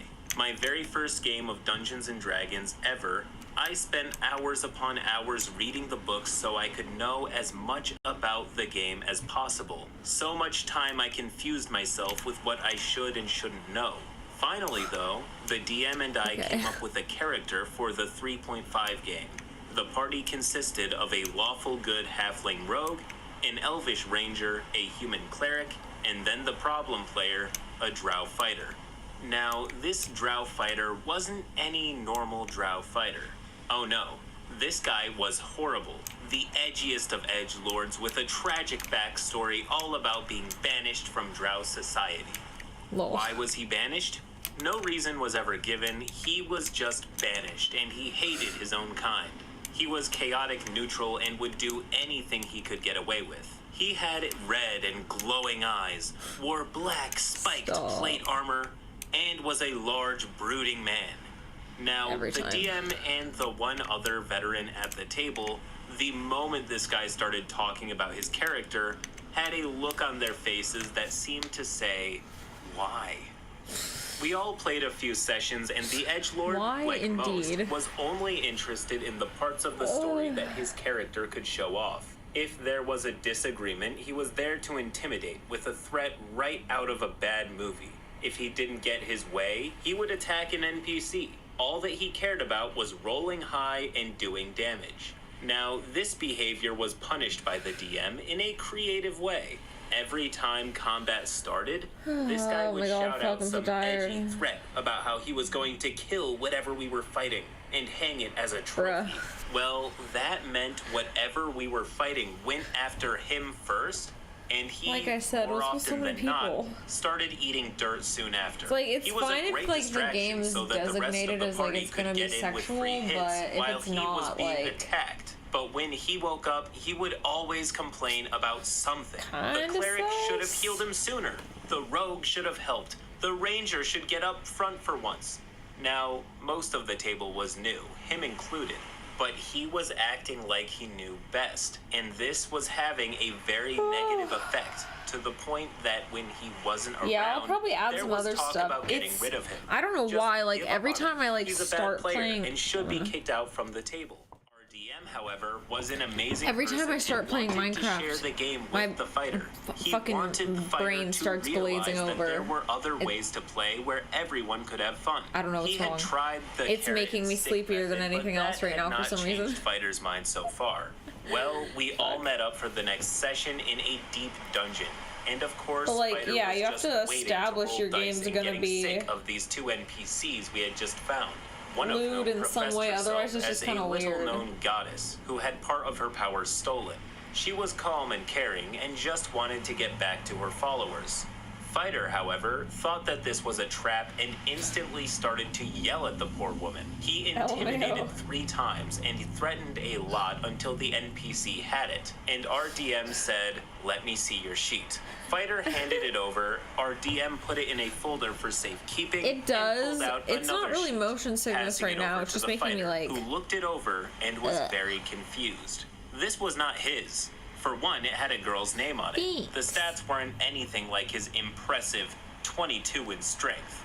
Instead, the person had an 8 strength and a 24 charisma. No black armor. I think that is what it sword is. Stained red from the blood of his enemies. I think that is the problem. Just a walking stick, a pouch of cookies, and a pouch of various potions. Worst of all, it was a human. Not only a human, but one who was 75. When I get off stream, I should do a power nap before I edit. Like, holy shit. And suddenly, the drow fighter you have am I so tired? morphs into an elderly woman with a sweet grandmother face. A soft smile on her lips as she looks around. What? She's wearing a neat and tidy dress with just a little fray at the hem from walking. A cloak for the chill in the air, has a walking staff with a few notches on it, and a bird's head carved at the top. 2 pouches at her side held with a thick leather belt. Her hair, thin and gray, still holds some of its curl from her youth. Fighter, you do not remember anything about your former life. Why was it the horniest granny description I've ever heard? Named Amanda Gray in a small village. You married young, but had a loving home and husband. You outlived him, and after the grandkids were grown, you decided to travel along with your granddaughter. And she pointed to the human cleric, who instantly asked if she remembered any of this, and the DM continued, "Nope, you have no clue what's going on. But Fighter remembers you as their loving granddaughter. Now, Fighter, roleplay it." Fighter was lost. He just stared at the paper, eyes wide and mouth agape, freaking out because his character was taken away from him and replaced with an NPC class with a lot of social and knowledge skills. Not to mention, how does a woman think, let alone an elderly woman? He was quiet for most of the session, only chiming in a little bit at times when someone made fun of him for trying to figure this character out. Several of the players thinking he was going to leave because of this. The strange part was, he kept coming back next week and started to speak a little more in character. He even put on a crackly voice for the old lady. Any jab given to him, he met with the grandmother calling the person silly or threatening to wash their mouth out with soap. He asked each time if he was going to get his fighter back, but the DM shook his head, saying only when the dungeon was cleared. So this went on for a few weeks, and each time he came to the table, the old lady evolved a little, using skills he never thought of before. Bluff, diplomacy, knowledge, heal. He was doting on his granddaughter and making sure to wipe her cheek after eating, talk to the ranger about their nature skills and herbs, and to the rogue about making jewelry. More and more depth started to go into this character, forced upon them, and the party was all laughing together now. The faithful day happened too soon. For when the fighter returned with memories about everything that had happened, and a message from the goddess saying, "I hope you learned something." After that session, the party waited, and the fighter asked the DM, "I don't want to play this character anymore. Is that okay?" The DM thought he was quitting, but it turns out he wanted to play a support role and have some of those skills back. Some work later, and an elderly wizard everyone called Pa entered the game. Alright, let's go. The rest of the game went smoothly, and Fighter, now wizard, found a new love of roleplay beyond just rolling dice. Hi. So when I'm asked why do I have the patience and give a good number of chances, it's because I remember being that fighter. I remember DM giving me an impossible situation to overcome and how much everyone enjoyed what I came up with because of that. I had no idea the impact I was having on party morale to begin with. But after the change, I saw it, and I saw I could make it better. I am so thankful to my DM for not chasing me away because I was a bad player, but instead giving me a chance to be a better one. Wholesome. Some commenters may say that forcing the switch was a mark of a bad DM, and that it just... I don't think so. I think it was needed. It's 4:44. Nice. Well, I'm dying slowly for some reason because I can't take care of myself. I'm gonna save the progress. We didn't really make that much progress, but at least we made some on the fucking city build. But I think I'm gonna go take a fucking nap and then try to edit as much as I can with what I've got filmed already. I'll try to get at least one video up on Fansly today, and then yeah, I think that's it's better now. Better now. But yeah, I feel like I definitely need to crash for a bit. I am like so dead. Yeah, my legs are dying. I need to go to the fucking gym. I think that would help. But yeah, maybe a nap, editing, gym. That's the rest of my day, probably. Sounds like a plan. Also, I'm like, food coma because I ate so many chicken nuggets. They were good though. But this was a fun stream. Sorry for making it shorter and also for being so sleepy. Teddy Chan stream tomorrow before my dentist appointment. Then I've got a dentist appointment, so then I will be checking out for the rest of the day. Probably post some more stuff tomorrow, and then yeah, you'll have more stuff this weekend. So lots of content coming. Hope you guys have a good rest of your week. I'll see you back on here next week. And next week we're gonna definitely do a Japanese stream. Probably on Fansly, but yeah. Okay. Alright, yeah, I'll let you guys know how the dentist goes tomorrow on Twitter. Otherwise, I'll see you on Teddy Chan's account. Fuck, I'm tired. Alright, thanks if you donated, thanks if you joined, thanks if you subscribed, thanks if you liked the video, thanks if you shared the video, thanks if you hung out with me, thanks if you helped mod. Thanks, everybody. Hope you have a good hump day. I will see you when I see you. Say bye to Bubbles. Bye, Bubbles. Alright, enjoy the end screen. Bye.